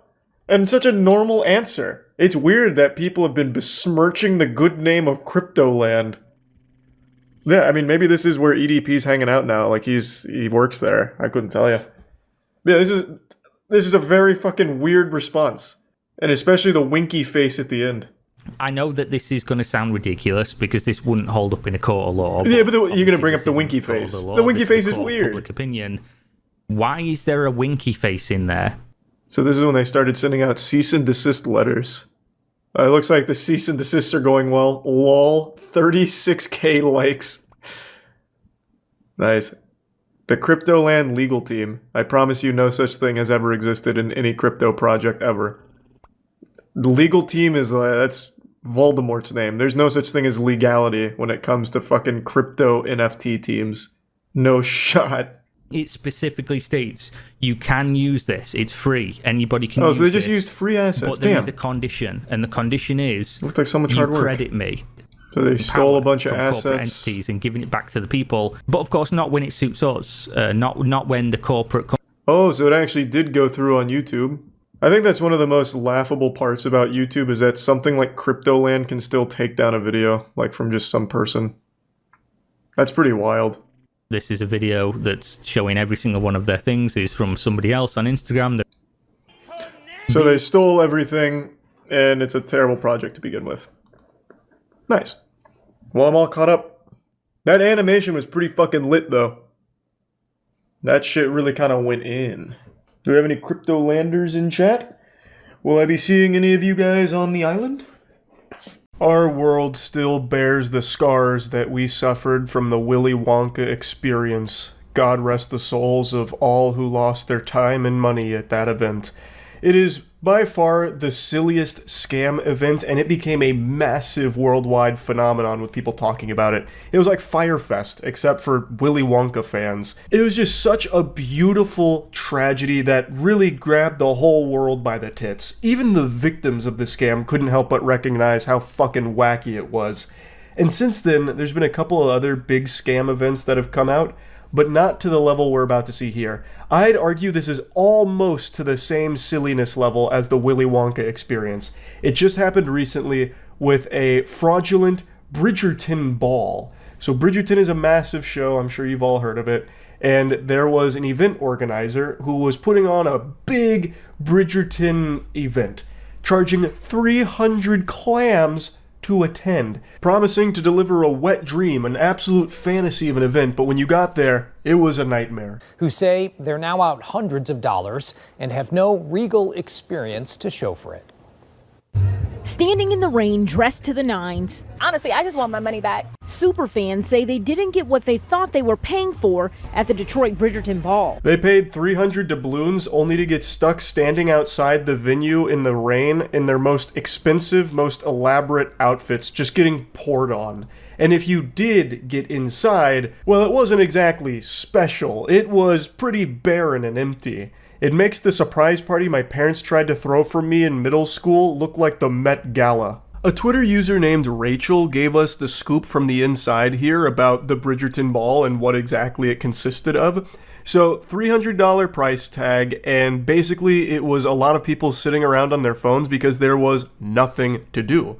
There was no ball. There was no anything. It was like the fucking void that Squidward goes to be all alone, except you're not alone, you're just surrounded by multiple hundreds of other people that also got scammed and paid to be there. There's also some hoopla before the event even took place because of a rescheduling that didn't make a lot of sense. So originally the event was supposed to happen in August, but then there was hoopla, they pushed it to September, and then there was even accusations that the reason that they had to push the date is because they weren't paying the previous venue, which is why they got, kicked out of using the venue or something to that effect. But regardless, the event did happen 3 days ago, or lack thereof an event, really. Here's the decor of the Bridgerton Ball event. Stellar, absolutely jaw-dropping, breathtaking even. This is straight out of a wet dream. I mean, just look at how great it looks. So, as you can see, it wasn't exactly the best put-together venue. That looks like something you'd see set up at the state fair for photos, not a $300 Bridgerton Ball event. And I think the Twitter user really hit the nail on the head. I have a game theory here. I think the organizers got all of this money from all of these attendees, and they were just extremely happy. And then as it came closer to the date, they realized, oh, we can't just take their money. We're going to go to jail for that. That's illegal. We have to put on some kind of event.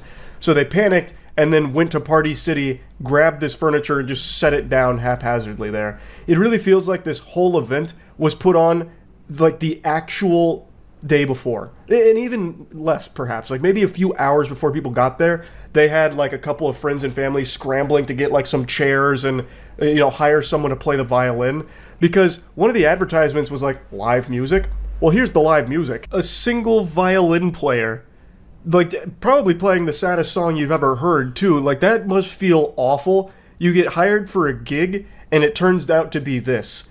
That's gotta feel like shit. So you just sit there forced to play for people that are miserable after having been scammed, after having been stood out in the rain for God knows how long, and you have to sit there as the only source of sound in the venue, aside from like tears from people who realized how much money they just wasted. But don't worry, the event wasn't without entertainment. The organizers hired a stripper for some reason. They hired one stripper for the Bridgerton Ball.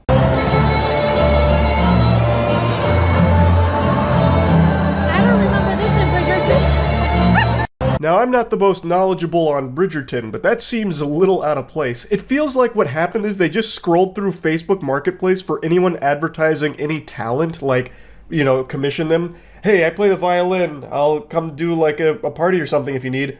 Book it. Hey, I'm an exotic dancer. Book it. You probably could have advertised anything, and if you were on the marketplace at the time before this event happened, they probably would have grabbed your services. Like, hey, I'm a professional soup slurper. Oh, you're coming to the Bridgerton Ball. Hey, I juggle and spread my butt cheeks. To the Bridgerton Ball with you. Like, it looks like they just desperately, at the last minute, just hired some people to come in here just to, like, hang out to make it look like the event was happening.